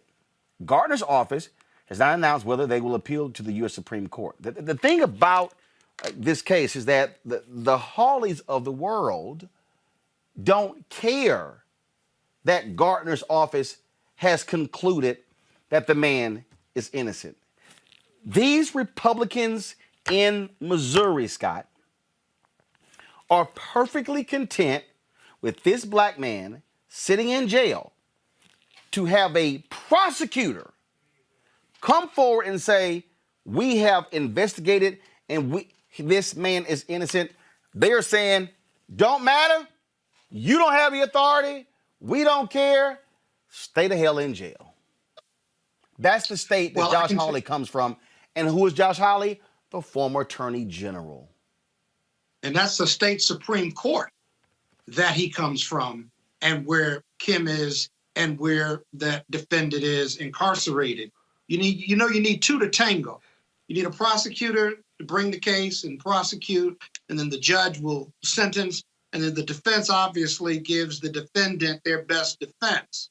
Here, this is so highly unusual. Most jurisdictions have a catch-all statute, my colleagues know, that says any of this, anytime, no matter how many years, can be brought back in the interest of justice. And when it's in the interest of justice, most courts will give you a hearing, especially federal or state prosecutor says, we made a mistake. We made a mistake. We think he's innocent and we think he needs a new trial or that he ought to be released from prison. That is extraordinary decision by a prosecutor, no matter the state, federal or local, an extraordinary decision. And for the Supreme Court, and again, I'm no expert on Missouri law, says that she doesn't have the authority to do that, well then who the hell has the authority to do it? In most jurisdictions, nobody else has the authority. If the government says they made a mistake, or if the government opposes the release, then the justices have a decision to make. But saying that the prosecutor has no authority, well then where does this young man go for justice then? They're running out of institutions that can grant him justice when a grave mistake has been made. And so her only choice is to go to the Supreme Court. I suggest or recommend or think that she probably will, but there's got to be something or some quirk in the law that the state Supreme Court is hanging their hat on. It'd be interesting to see whether they're elected at the state Supreme Court or appointed and whether they're Republicans or not, because that'll tell you a lot about their policies and their politics. But more importantly, there's got to be somewhere where this defendant or this person incarcerated can go for justice when the government says you're innocent or believe that you deserve a new trial. That makes no sense to have nowhere to go for justice. Here's what's interesting, Robert. The Missouri Supreme Court said, the case is not about whether Johnson is innocent or whether there exists a remedy for someone who is innocent and did not receive a constitutionally fair trial. This case presents only the issue of whether there is any authority to appeal the dismissal of a motion for a new trial filed decades after a criminal conviction became final. No such authority exists. Therefore, this court dismisses the appeal.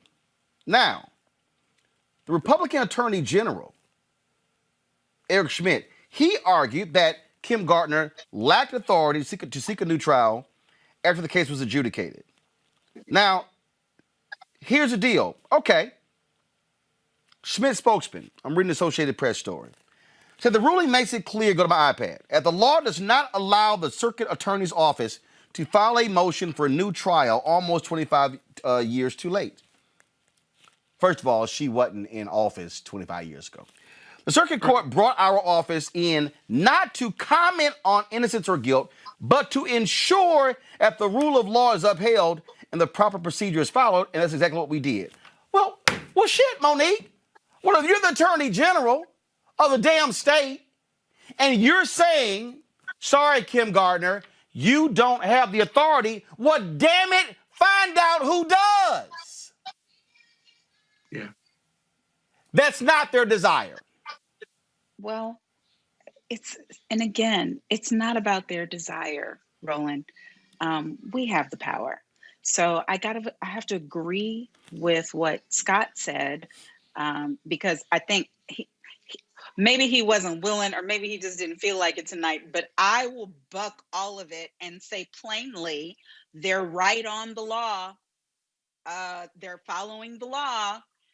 She is 25 years too late, not her, but the office is 25 years too late according to the law as it exists now in the state. That doesn't mean that there's not a remedy in equity. He's got to have somewhere to go for justice, Monique. Where does he go? I'm not saying there's not somewhere to go. I'm saying where they went is not it, Scott. And we know that because we are looking plainly at what the law says. So where do you go? Okay, so here's the deal. Where does he go? Where do you go? You got to change the law, right? Don't you have to change the law? And don't you, while you're trying to change the law, bring all these brilliant minds, like Scott and Robert and Ben and me and whoever, don't you bring them to bear and maybe look 20 years back and try to figure out, here's my first idea that I'm just going to throw out. Look and see if there was insufficiency of counsel, because if there was insufficiency of counsel when it was supposed to be filed, maybe we can peel back time that way. And so maybe it's not in this DA's office, but this DA's office, this circuit county attorney has brought it to light, and now we've got to scavenge our way. But see, we can't expect them to do what they're not supposed to do. What we have to do when there is an unjust law is change it. Okay, but hold up. Okay, but here's the deal, though. First of all, wait. So here's the deal.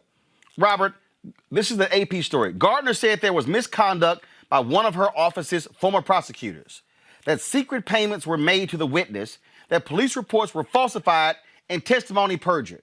Well, damn. You're absolutely so he got to right. sit in jail? Wait. Robert, go ahead. Well, to Monique's point, let's understand that if the law says what the law says, then change the damn law. That seems like that's something that could get done quick, fast, and in a hurry. Now we're talking the Republican Missouri legislature. right. Roland, okay. I understand, but look, I started watching a new show a couple weeks ago called WandaVision, and so on the show, this white woman loses everything, and then she goes crazy. She creates her own world in her own universe where she's in control.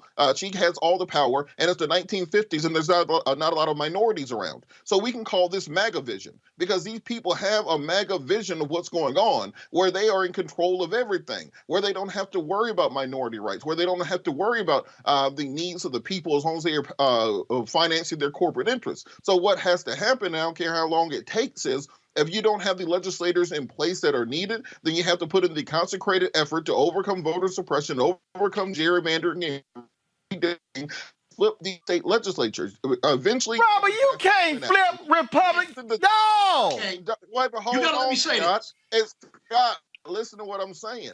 It's not about flipping Republicans. It's about replacing Republicans. That if you look at Georgia, the demographics changed, and that's why Georgia became a blue state. Its demographics in Missouri are similar. It takes the money, the ground organizing, all the stuff that Roland was just doing for the January 5th runoff in Georgia. Those same in St. Louis and in the metro areas there, and start taking seats back, and you flip the state, and that's when you push things through. Elections have consequences. Okay. So this is the law sets, and they are ruling in line with the law being changed. I got and another law pathway around. for my colleague. Let me give you another pathway and tell me if you agree with it, guys. All righty. So they get rebuffed by the state Supreme Court. There is no time limitation on obtaining a writ of habeas corpus. That is, they filed with the federal court to produce the body, if you will. A federal judge in Missouri who has a lifetime appointment orders the body be produced, the incarcerated be produced. He or she holds a hearing, and the government agrees with the defense that he was wrongfully incarcerated, and you get a federal judge to issue an order for a new trial, or in the alternative, for his release. That's how you get Okay, and Scott, exhausted already. And there's no time limitation on that. Scott, okay, so you cooking with grease now, right? You cooking with grease. You can fry some fish. We can have some crawfish. We can do a lot of things with that hot grease that you're cooking with now. So the amount of time that was spent, what's the but? You know, kicking against the prick with the law that we know is not on the side of the poor circuit county attorney. She did the best she could. But I mean, and I'm not calling out the defense attorneys, whoever this man's defense attorneys are. God bless you, whoever you are. I know you're probably there working for free, but my No. Hold up. First of all, hold up. Just facts. His defense attorney is long gone. The Missouri Innocence Project has been working with Kim Gardner's office on this the moment she got elected. That's how it even got this far.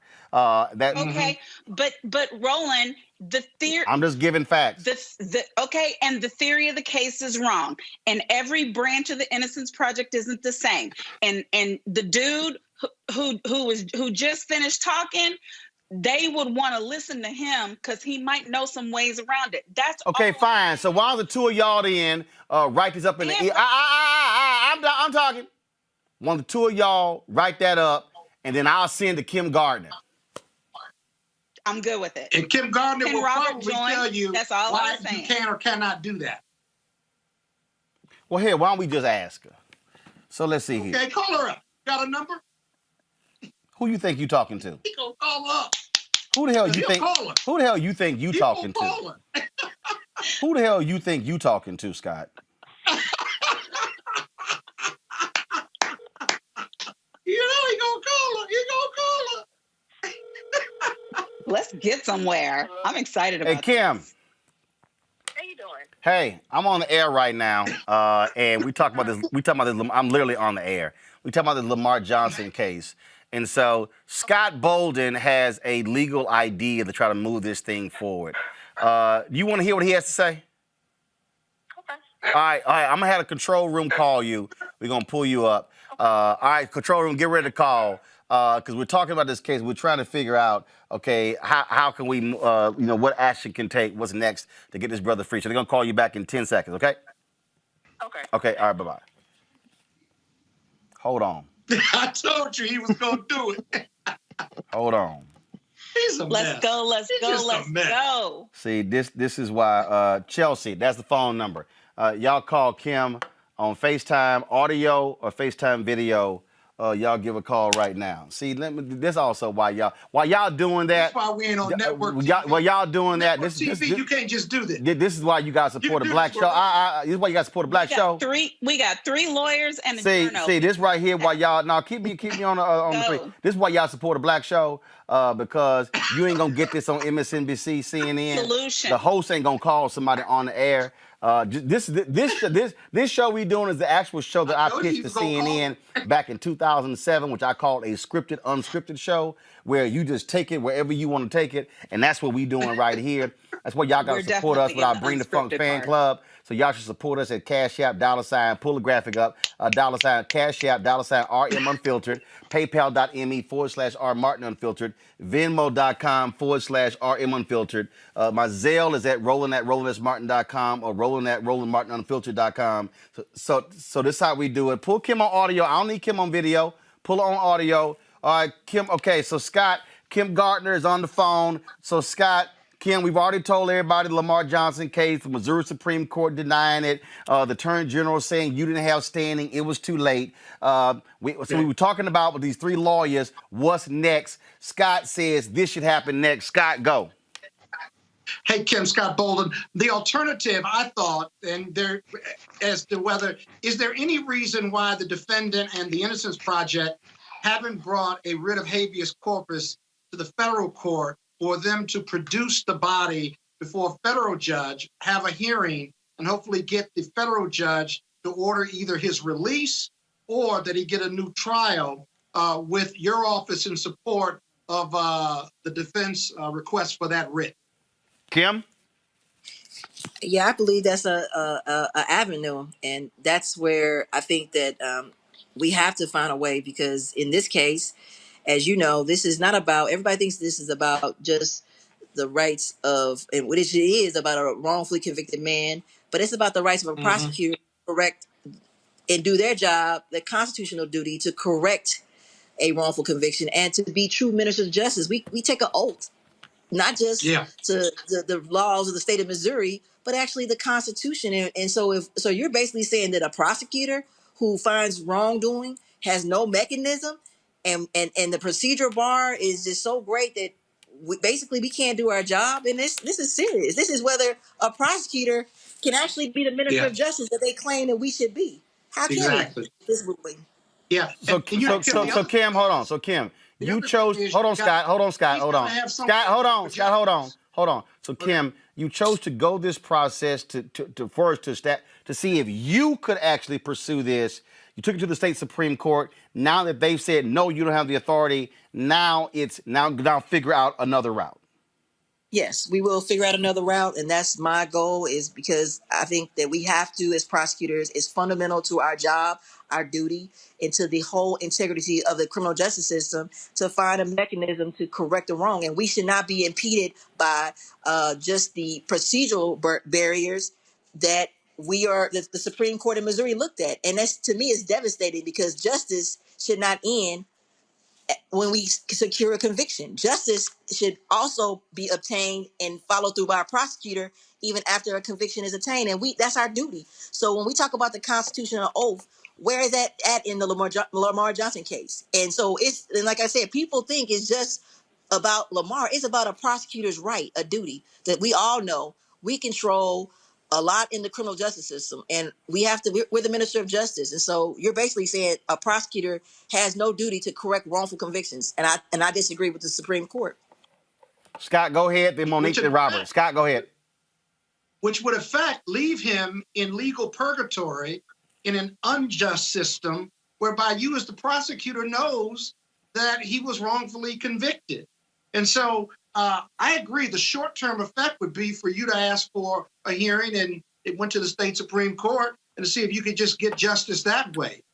In the alternative, though, seeking a federal court order on the writ of habeas corpus with you supporting the defense motion and supporting the defense in that federal hearing vis-a-vis produce the body would seem to be the second most efficient way to do it. And if you could get the federal court to do justice, I don't know what the Attorney General, the state Attorney General would do, or any other political forces there, but that defendant certainly has a right to do it. And with your support, you could possibly get them to produce the body, order a new trial, or release it.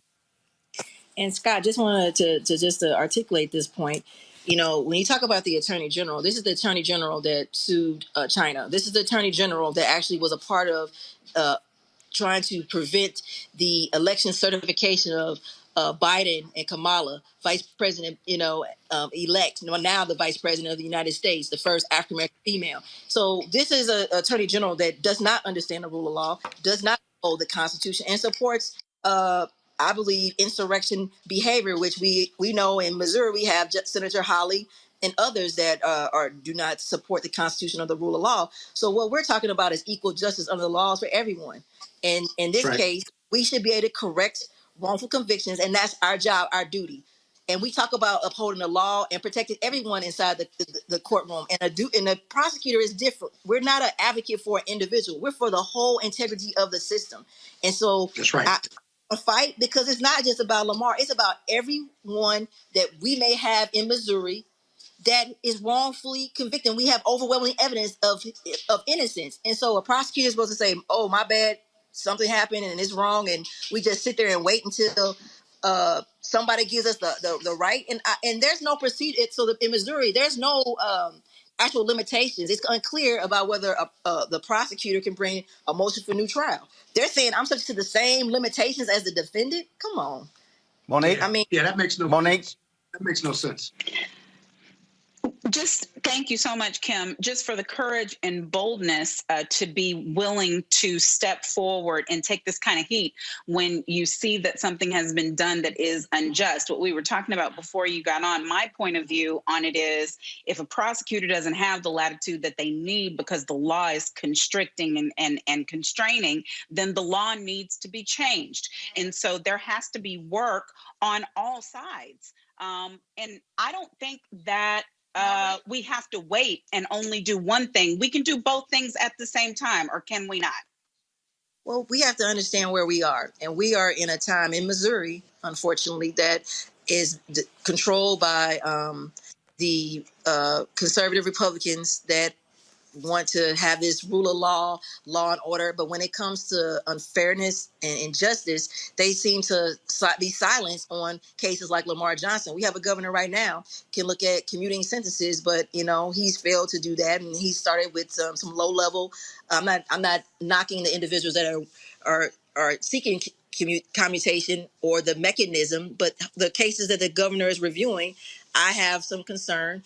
But I have concerns on this governor. This is the same governor that basically called for my investigation with Senator Hawley in terms of a case that we all know that is I'm dealing with right now.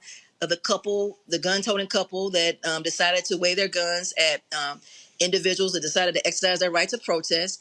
And it's who do you believe the rule of law should be applied to, and in what way? And so this governor is on board with picking sides when he has no idea about how a prosecutor has to evaluate and investigate individual criminal activity in their jurisdiction. And we have that discretion, but because I'm the first African-American circuit attorney, which that's what they call me in my jurisdiction, I'm challenged like no other. And I'm always questioned doing my job by every level of government, even the former president. So it needs to stop playing that if you want to do justice, in Lamar Johnson's case, do we have the will to do the right thing? In Missouri, right now, we said no. We want to have these procedural barriers that impede justice. And I say, I don't believe that. I don't believe our Constitution supports that. I don't believe justice supports that. And I can't sit by and let that stand.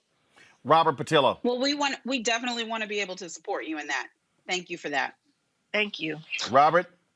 Yeah, this is like one of those group projects at school where I'm just going to say, just let me know what you need me to do. I'll talk Reverend into it or something. We got to get this done. But ain't black women amazing and wonderful? Between Ms. Gardner, Letitia James, Fonnie Willis, they really are leading the way on criminal justice reform in this country. And I can't tell you how much I appreciate that. And I find it ironic, the same people who are supporting the McCloskeys waving guns at people are the same people who are supporting the arrest of Grandmaster Jay of the NFAC for pointing a gun at people. So I think it's important to have the prosecutors like yourself leading the charge on restorative justice. And just let me know what you need me to do. I'm ready to help out. I appreciate that. Thank you. Kim Gardner, we appreciate you taking the call. And folks, everybody, my one-on-one with Kim. This Friday, we're going to run my one-on-one with County Attorney Wesley Bell there in St. Louis. Next Friday will be my one-hour conversation with Kim Gardner. Kim, thanks a lot. Thank you, Roland. Appreciate the opportunity. All right. Thank you very much. Folks, got to go to a break. We come back. More on Roland Martin Unfiltered. See, y'all, ain't no other show like this. Ain't no other show this real, this black. Nobody. Y'all go pick anybody black on any of them other networks. Line them all up. I'll give you some money after this show. Line them all up. put them together. Money. You know, you act like you got some sense sometimes. First of all, don't ever try to challenge me, Scott. You're the only lawyer that ain't on here. And you talking the more shit than all three of us. Scott was right. Why are you saying don't ever try to challenge you? Scott was right. No. Scott tried to challenge me. What you gonna do, call her? Good. Because then we found out. I knew you were gonna call her. I ain't the one to challenge. See, when we growing up, when we had truth or dare, I ain't never do truth. Good call, brother. Good call. Dare me. HU, Scott. HU. No, you know. No, TAMU, Texas A&M. Oh, God. Yeah, thank you very much. I'll be back. Roland Martin Unfiltered. If people begin to believe that their democracy is fraudulent, if they conclude that voting is a charade, the system is rigged, then God knows what could happen. They rigged an election. They rigged it like they've never rigged an election before. Actually, we do know what could happen. It's happening right now. The U.S. Capitol overrun, under siege. Pro-Trump extremists storming inside, flooding the halls, breaching the floor of the House of Representatives and the Senate. Millions of Americans sincerely believe the last election was fake. It was a landslide election, and everyone knows it. We will not go quietly into the night. When thousands of your countrymen storm the Capitol building, if you don't bother to pause and learn a single thing from it, then you're a fool. I know your pain. I know you're hurt. We had an election that was stolen from us. We got to this sad, chaotic day for a reason. It is not your fault. It is their fault.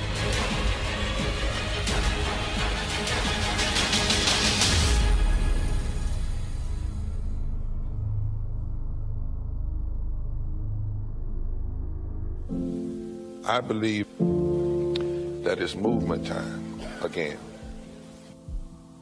In America today, the economy is not working for working people. The poor and the needy are being abused. You are the victims of power, and this is the abuse of economic power. I'm 23 years old. I work 3 jobs. Work 7 days a week. No days off. They're paying people pennies on the dollar compared to what they profit, and it is time for this to end. Essential workers have been showing up to work, feeding us, caring for us, delivering goods to us throughout this entire pandemic, and they've been doing it on a measly $7.25 minimum wage. The highest check I ever got was literally $291. I can't take it no more. You know, the fight for 15 is a lot more than about $15 an hour. This is about a fight for your dignity. We have got to recognize that working people deserve livable wages. And it's long past time for this nation to go to 15 so that moms and dads don't have to choose between asthma inhalers and rent. I'm halfway homeless. The main reason that people end up in their cars is because income does not match housing cost. If I could just only work one job, I could have more time with them. It is time for the owners of Walmart, McDonald's, Dollar General, and other large corporations to get off welfare and pay their workers a living wage. And if you really want to tackle racial equity, you have to raise the minimum wage. We're not just fighting for our families, we're fighting for yours too. We need this. I'm going to fight for it until we get it. I'm not going to give up. We just need all workers to stand up as one nation and just fight together. Families are relying on these salaries, and they must be paid at a minimum $15 an hour. $15 a minimum. Anyone should be making this to be able to stay out of poverty. I can't take it no more. I'm doing this for not only me, but for everybody. We need 15 right now.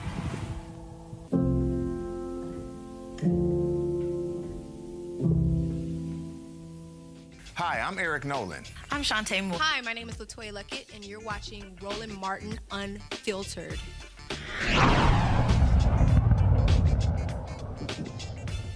After Republicans and Joe Manchin blocked Neera Tanden to head the OMB office for President Joe Biden, they plan on putting up Shalonda Young. Now, she was going to be the deputy director of the White House Office of Management and Budget, but now they are pushing her for the top job, including a statement was sent out today from House Speaker Nancy Pelosi, Majority Leader Steny Hoyer, and Congressman Jim Clyburn. Now, again, Tandon lost the support of a number of folks as she withdrew her nomination. For 14 years, Young has worked on the staff of the U.S. House Committee on Appropriations, the last 4, as its staff director. She was the first black woman to hold that position, and we'll certainly let you know what happens next. Now, Republicans are also throwing darts and trying to stop a couple of folks to join the Department of Justice, Kristen Clark and Vanita Gupta. We've had both of them on the show. Vanita Gupta formerly led Leadership Conference on Civil Rights, and of course, Kristen Clark led the Lawrence Committee for Civil Rights under Law. Now, a group of anti-Trump conservatives, they're launching a $1 million ad campaign in support of Gupta, her nomination, in an effort to counter attacks from hard-right Republicans who are painting her as a radical liberal. Yesterday, the NAACP Legal Defense Fund also came out in support. Sheila Eiffel dropped this particular video here. To give my unreserved support on behalf of the board and staff of the LDF for the confirmation of Vanita Gupta to serve as Associate Attorney General in the Department of Justice. I have known Ms. Gupta for 17 years. She's been a trusted colleague, a leader, a visionary, and a partner in the fight for civil rights and racial justice. Excuse me. Vanita began her career at the organization I now lead.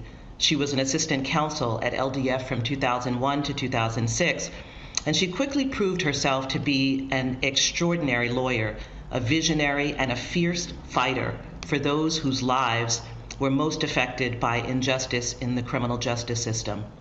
Since then, she has continued a storied career as a leader at the ACLU, at the Department of Justice, leading the Civil Rights Division at one of the most contentious modern periods in the department's history, and then as the CEO of the Leadership Conference on Civil and Human Rights, where she brilliantly led a coalition of over 200 civil and human rights organizations.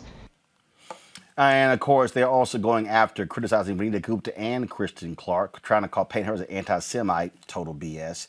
Robert, what you're seeing here is Republicans doing what they always do. Keep in mind, when President Obama was there, Republicans blocked his appointee for the office of head of the Civil Rights Division of his Department of Justice. And here's the deal. No black woman, no woman has ever been, for the head of the Civil Rights Division, has ever been actually Senate confirmed, which is what Kristen Clark is trying to do. Of course, Gupta served in that position. She was acting, but never has a woman gone through the process and been actually voted and confirmed by the Senate. They want to stop Gupta and Kristen Clark. We should be standing with them. Well, not just we should be. Let's understand something. This should be perfunctory. It shouldn't matter what the Republicans, what the conservatives, what the MAGAs are trying to do, quite frankly, because we have hegemonic authority within the caucus. We should not be worried about Democrats leeching off and not supporting her. Let's understand anybody who does not, they should have a primary challenge filed against them the day that they vote against it. And frankly, I think this is one of the places where we can learn from Trump, where things will be instructive, because Trump ain't give a damn whether or not you confirmed his nominees or not. He just put them there. And so I think for Joe Biden, he needs to make it clear to the Senate that whether you confirm or not, whether you have objections or not, I'm putting my people in place, and y'all can figure the stuff out later, just like President Trump did. The reason that his MAGA supporters supported him so much was he did not care. He was going to fight for their agenda. You tell him he can't put up a wall, he'll steal some money for the wall. You tell him he can't ban the Muslims, he'll ban the Muslims anyway. And I think that Joe Biden has to have that same understanding that we're not having an old school malarkey showdown at the town square or wherever he thinks things used to be. This is a knife fight. And these people have to be ready and prepared to fight with the same weapons they are, because you have to push your agenda through. There will be no second chance at this, because as we articulated at the beginning of the show, if you do not put an agenda forward that motivates people to turn back out in 2022 and 2024, there won't be anything left to fight for. So you get the agenda done now and you figure everything else out later. Monique? I just want to talk about and celebrate. Won't he do it? We lost Nero, but we gained a Shalonda. Just saying. Yeah. Can you stay on topic? Get to your point. Isn't that the topic? The topic is they tried to get rid of one woman of color and they got a black woman in her place. We were talking about Democrats needing to be gangster, weren't we? I'm on topic. I resent you saying I'm not on topic just because I'm celebrating the fact that you win with black women. Can you stick to the two lawyers we're talking about? Oh my God. Vanita Gupta, Christian Clark. That's the topic. Oh, God. Okay, Scott, go ahead. Christian Clark. Okay, Scott, go ahead. No, you took too long. No. If it was reversed, I'd be skipping Scott. Scott, go ahead, Scott. I defer. I'm going to let my sister talk. She don't get to defer. This ain't her show. Scott, go. He gave me his time. That never happens, Roland. All right, criminals stole billions in COVID-19 unemployment benefits. Congress is about to approve another $250 billion in COVID-19 related unemployment benefits, even though the state-based system remains vulnerable to the same rampant fraud that allowed scammers last year to siphon off more than $40 billion in pandemic relief intended for the needy.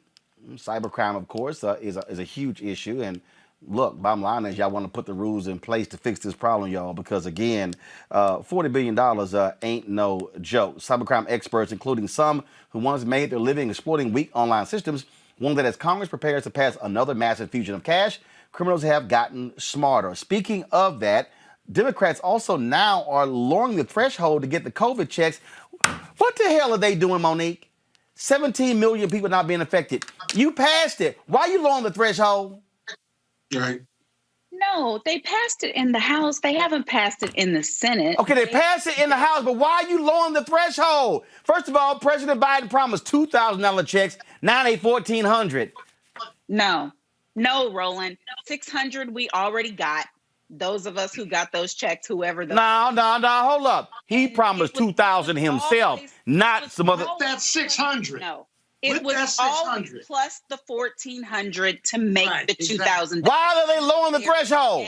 Why lower the threshold? Lowering, obviously, because they are in trouble on getting this legislation passed. And so they're trying to make sure that the people who get this money aren't people like Scott, who shouldn't be getting $1,400. First of all, let's be real clear. The threshold that where it's at, Scott way beyond that bracket. So he wasn't getting it anyway. Scott wasn't getting it. I wasn't getting it. Robert wasn't getting it. Hell, Monique, you wasn't getting it. That check. I wasn't getting it. Robert, go ahead. Robert, go ahead. What do you think about lowering the threshold? The reason that the lowering the threshold makes absolutely no sense is that, let's, for example, if a defense contractor comes to the government and says, I can build you an F-35, it's going to cost $100 billion, and then 10 years later they say, my bad, it cost $1 trillion, nobody says anything. But we are quibbling over whether or not you're going to have $600 now and $1,400 later, or $600 now and $2,000 later.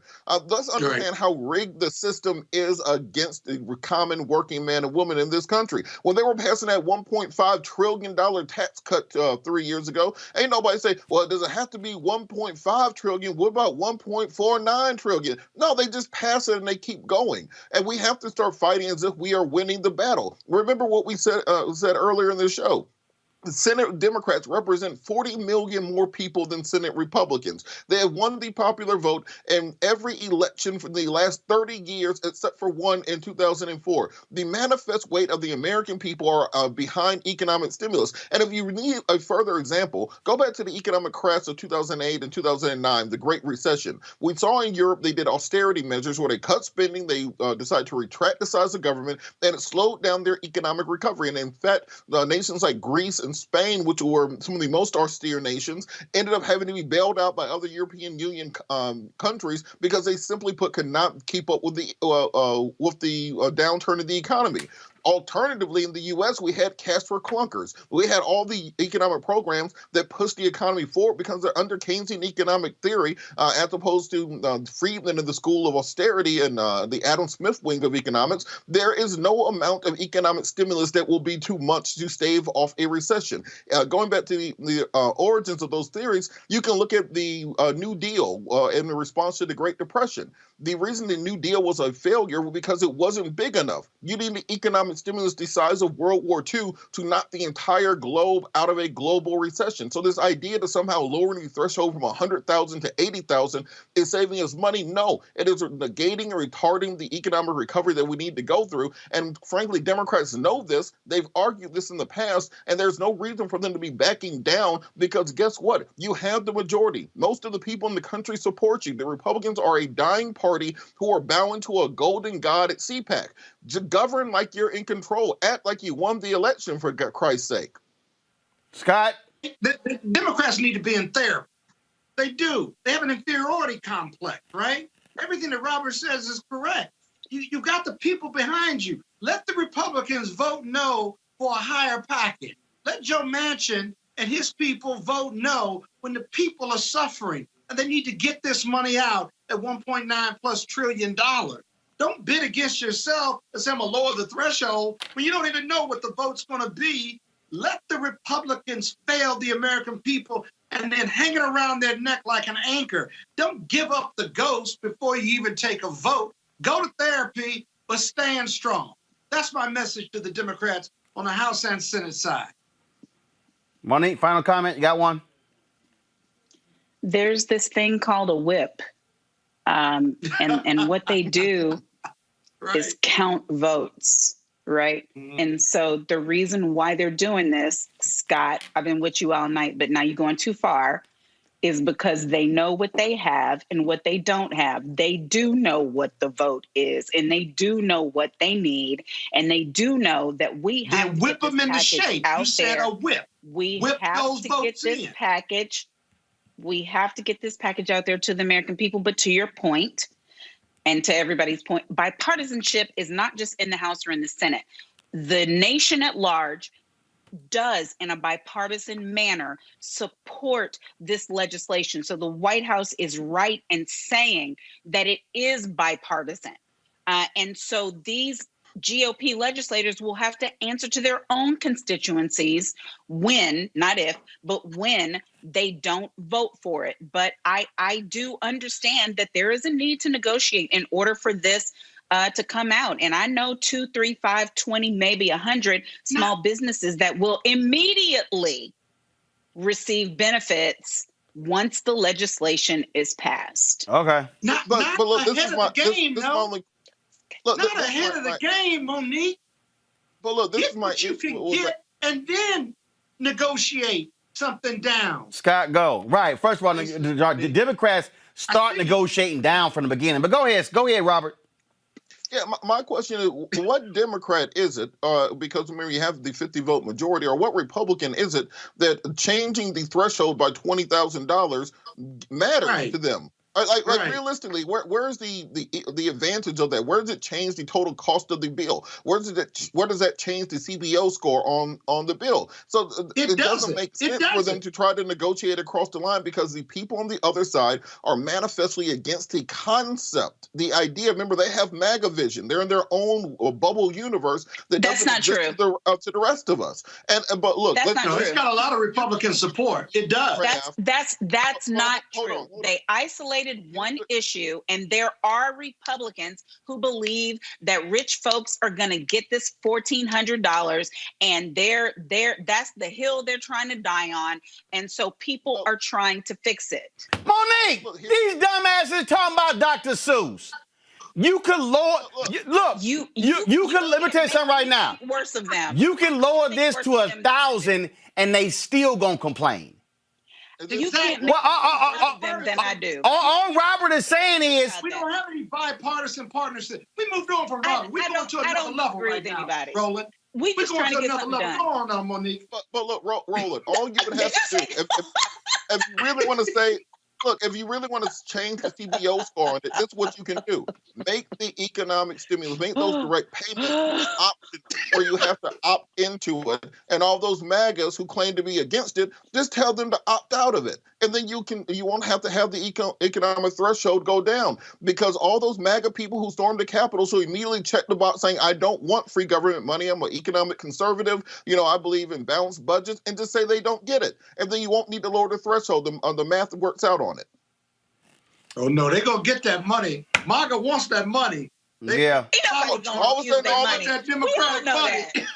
All right, y'all. conservative go out the window. All right. Greg All right. got a vaccine, and he opening up the whole of Texas while he's fully vaccinated. All right, y'all keep running y'all mouths. Y'all know what time it is. Exactly. No charcoal grills are allowed.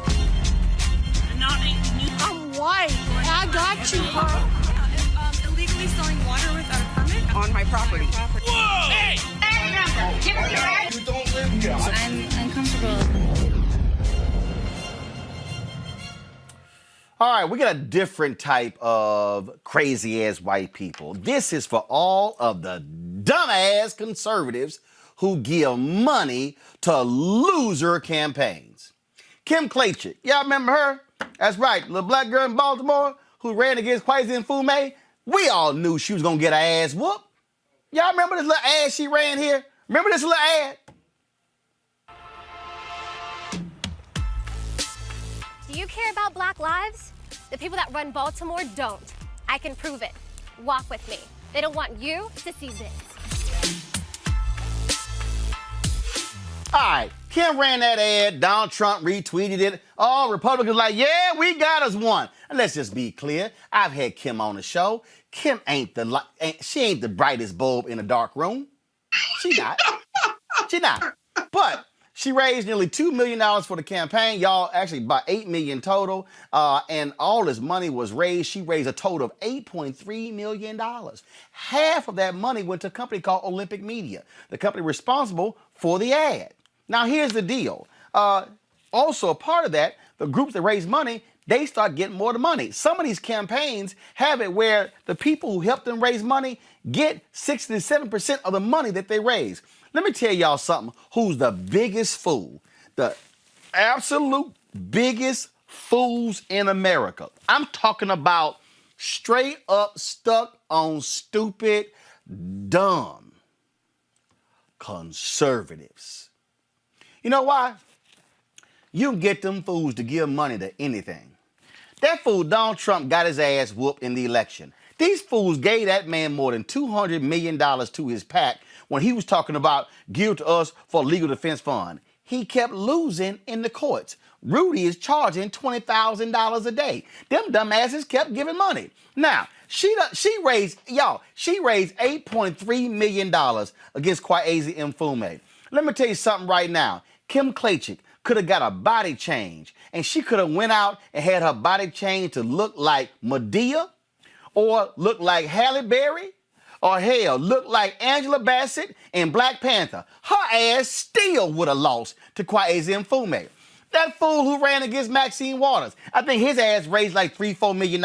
We all know he was gonna get his ass whooped, but them conservatives kept giving money. Now, them same conservatives are whining saying they want their money back because they gave money to Kim's campaign and half the money went to the media company. Just like the Republican donor, I think he gave like a couple $1 million. He wants his money back from Trump. I'm sorry, y'all stupid. Y'all some crazy ass white people for giving money to folk who ain't got no shot of winning.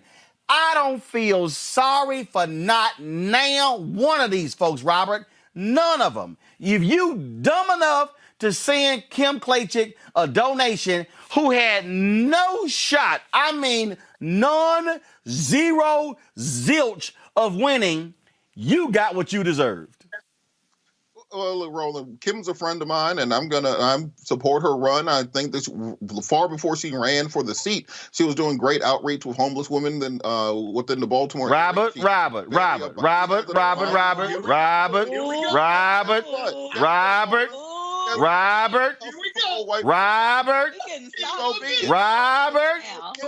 homegirl. Robert, hold up. I'm the one who put on TV.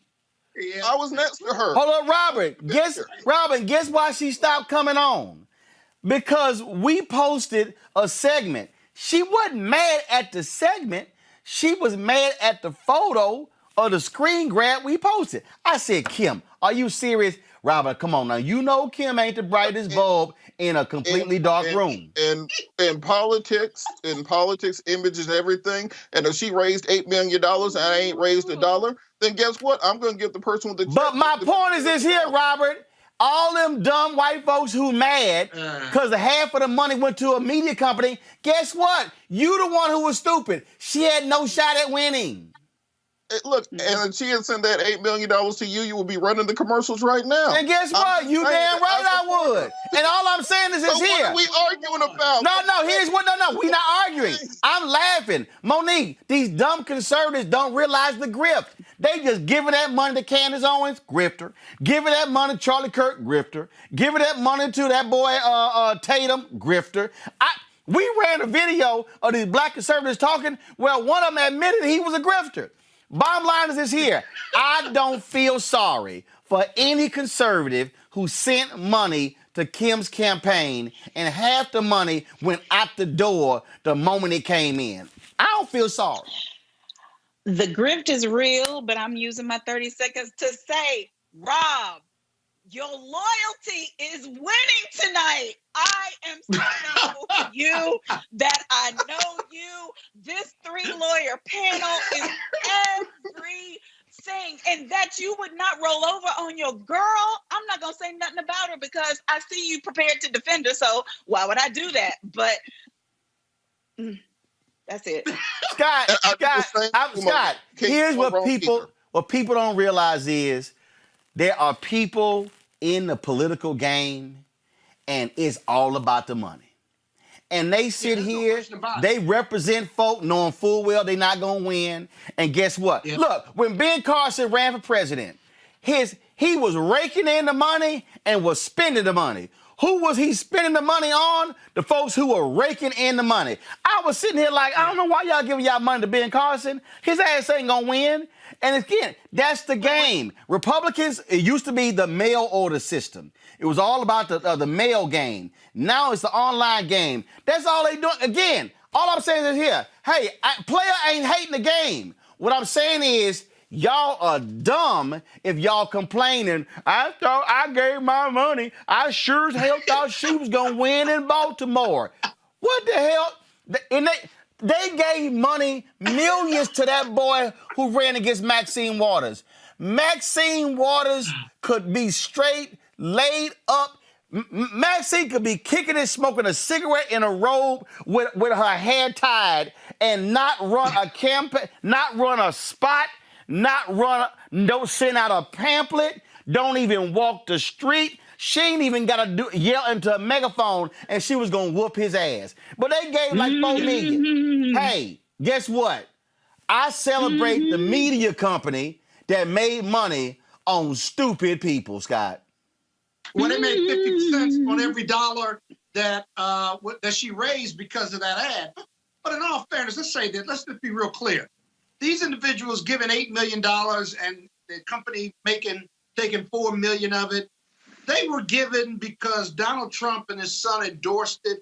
They were given the Curry favor with the GOP and Donald Trump Jr. They weren't really given to Kim Classic. They didn't really care whether she won or not. They cared because she stood for what they believe in part, but in big part because Donald Trump retweeted it and Donald Trump Jr. endorsed it. Man, let me tell y'all something. It's dumb to support the Trumps. Then it was dumb money to put it before Kim Classic. For them, they didn't care whether she won or lost. That's the reality check I'm sharing with you tonight. Let me tell y'all something right now. If I hate it, doing? Let me tell you something right now. First of all, what I'm doing is drinking some water on my damn show. Let me tell y'all something right now. Get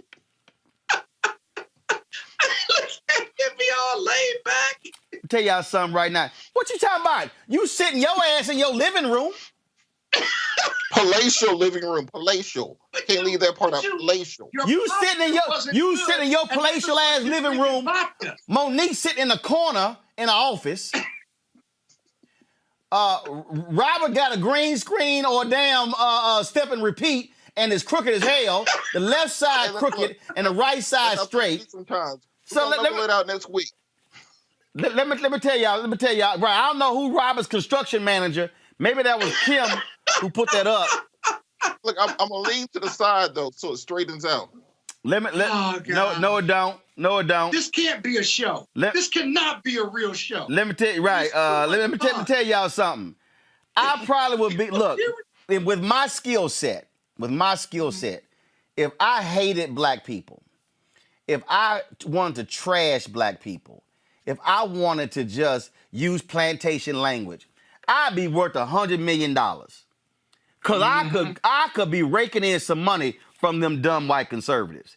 Cause let's just be real clear. Dumb white conservatives love a black hating black person.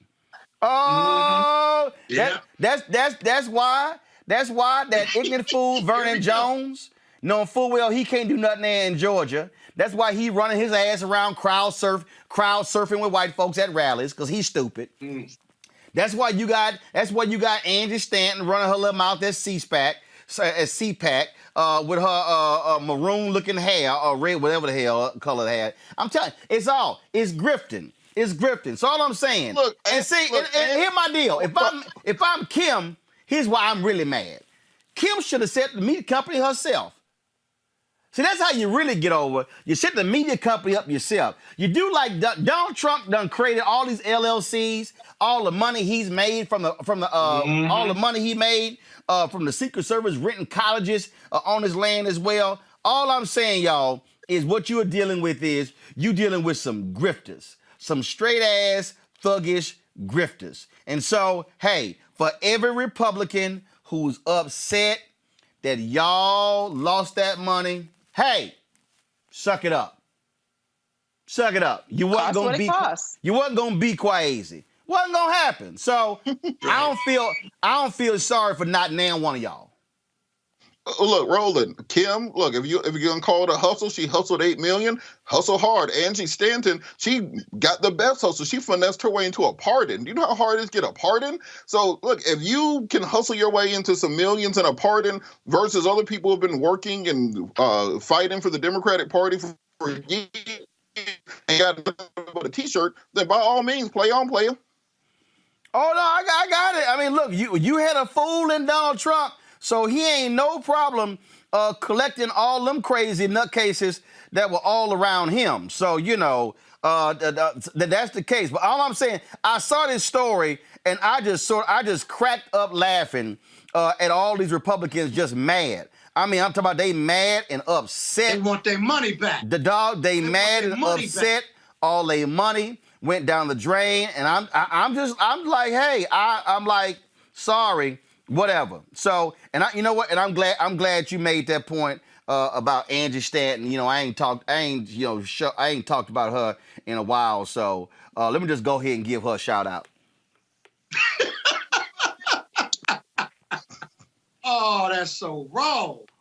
Oh, and it don't matter because she got a pardon. That's how you hustle it. None of that matter because it's all pardoned now. God, yeah, but the internet lives on forever. And so that record clean. Yeah, So here's the deal. So here's the lesson in all this, Angie Stanton. Keep running your mouth about me. I'm gonna keep making your ass famous. All right, y'all, we got to go.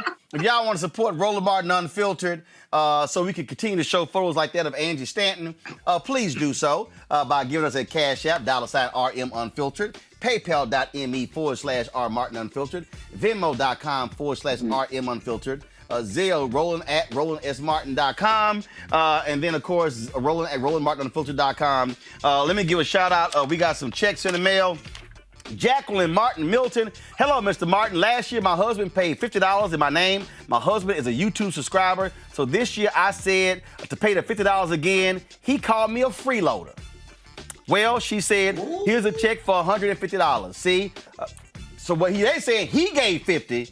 She had to give her own money. I'm with the husband. I appreciate that, my brother. Thanks a lot. And she tripled it. I'm gonna give you some money, Roland, this week. How much money you want me to give you? No, the $10,000 you owe when you lost that bet. All right. Alfonso Strong. Hello, how are you doing? Here's my $50 for joining the fan club for 2021. I love Roland Martin Unfiltered. Please keep doing what you're doing. You are a wealth of knowledge. Say that, because, you know, Scott needs to understand that more and more. Okay, that's it, y'all. Scott, I appreciate it. Monique, I appreciate it. Thanks a lot. Robert, thanks a bunch as well. And way to stick up for your girl. But, yeah, still ain't the brightest bulb in the dark room. All right, y'all. I will see y'all tomorrow on Roland Martin Unfiltered. Don't forget, Coming to America, the sequel comes out on Friday. We all going to be rocking the Kente. Okay, just letting y'all know, everybody be rocking the Kente. And then we got my interview, of course, with Wesley Bell that we're going to be airing on the show. So we're looking forward. We're looking forward to that. Matter of fact, you know what? I think Anthony sent me the. He sent me the. He said, "Do y'all have the promo?" Okay, fine. Don't worry about it. Cause see, I don't need y'all to do that. I got it. Roll it. And so I became a judge of a small city because I'm thinking this is the way that I can really impact the system. And then I'm sitting on the bench and I'm realizing 80 to 90 to 95% of the cases, by the time they get to me, they're already worked out. By who? The prosecutor. And so I'm starting to realize, okay, yeah, I can be that benevolent judge. I can work with people, but the real change is coming from that prosecutor's office. And that's what really made the light switch click on for me, is when I'm constantly seeing these people come where I think they actually deserve a fair outcome, but they already worked this out with the prosecutor and I don't really have much I can do. All right, y'all, that's on Friday right here, Roland Martin Unfiltered. I'll see y'all tomorrow. Holla!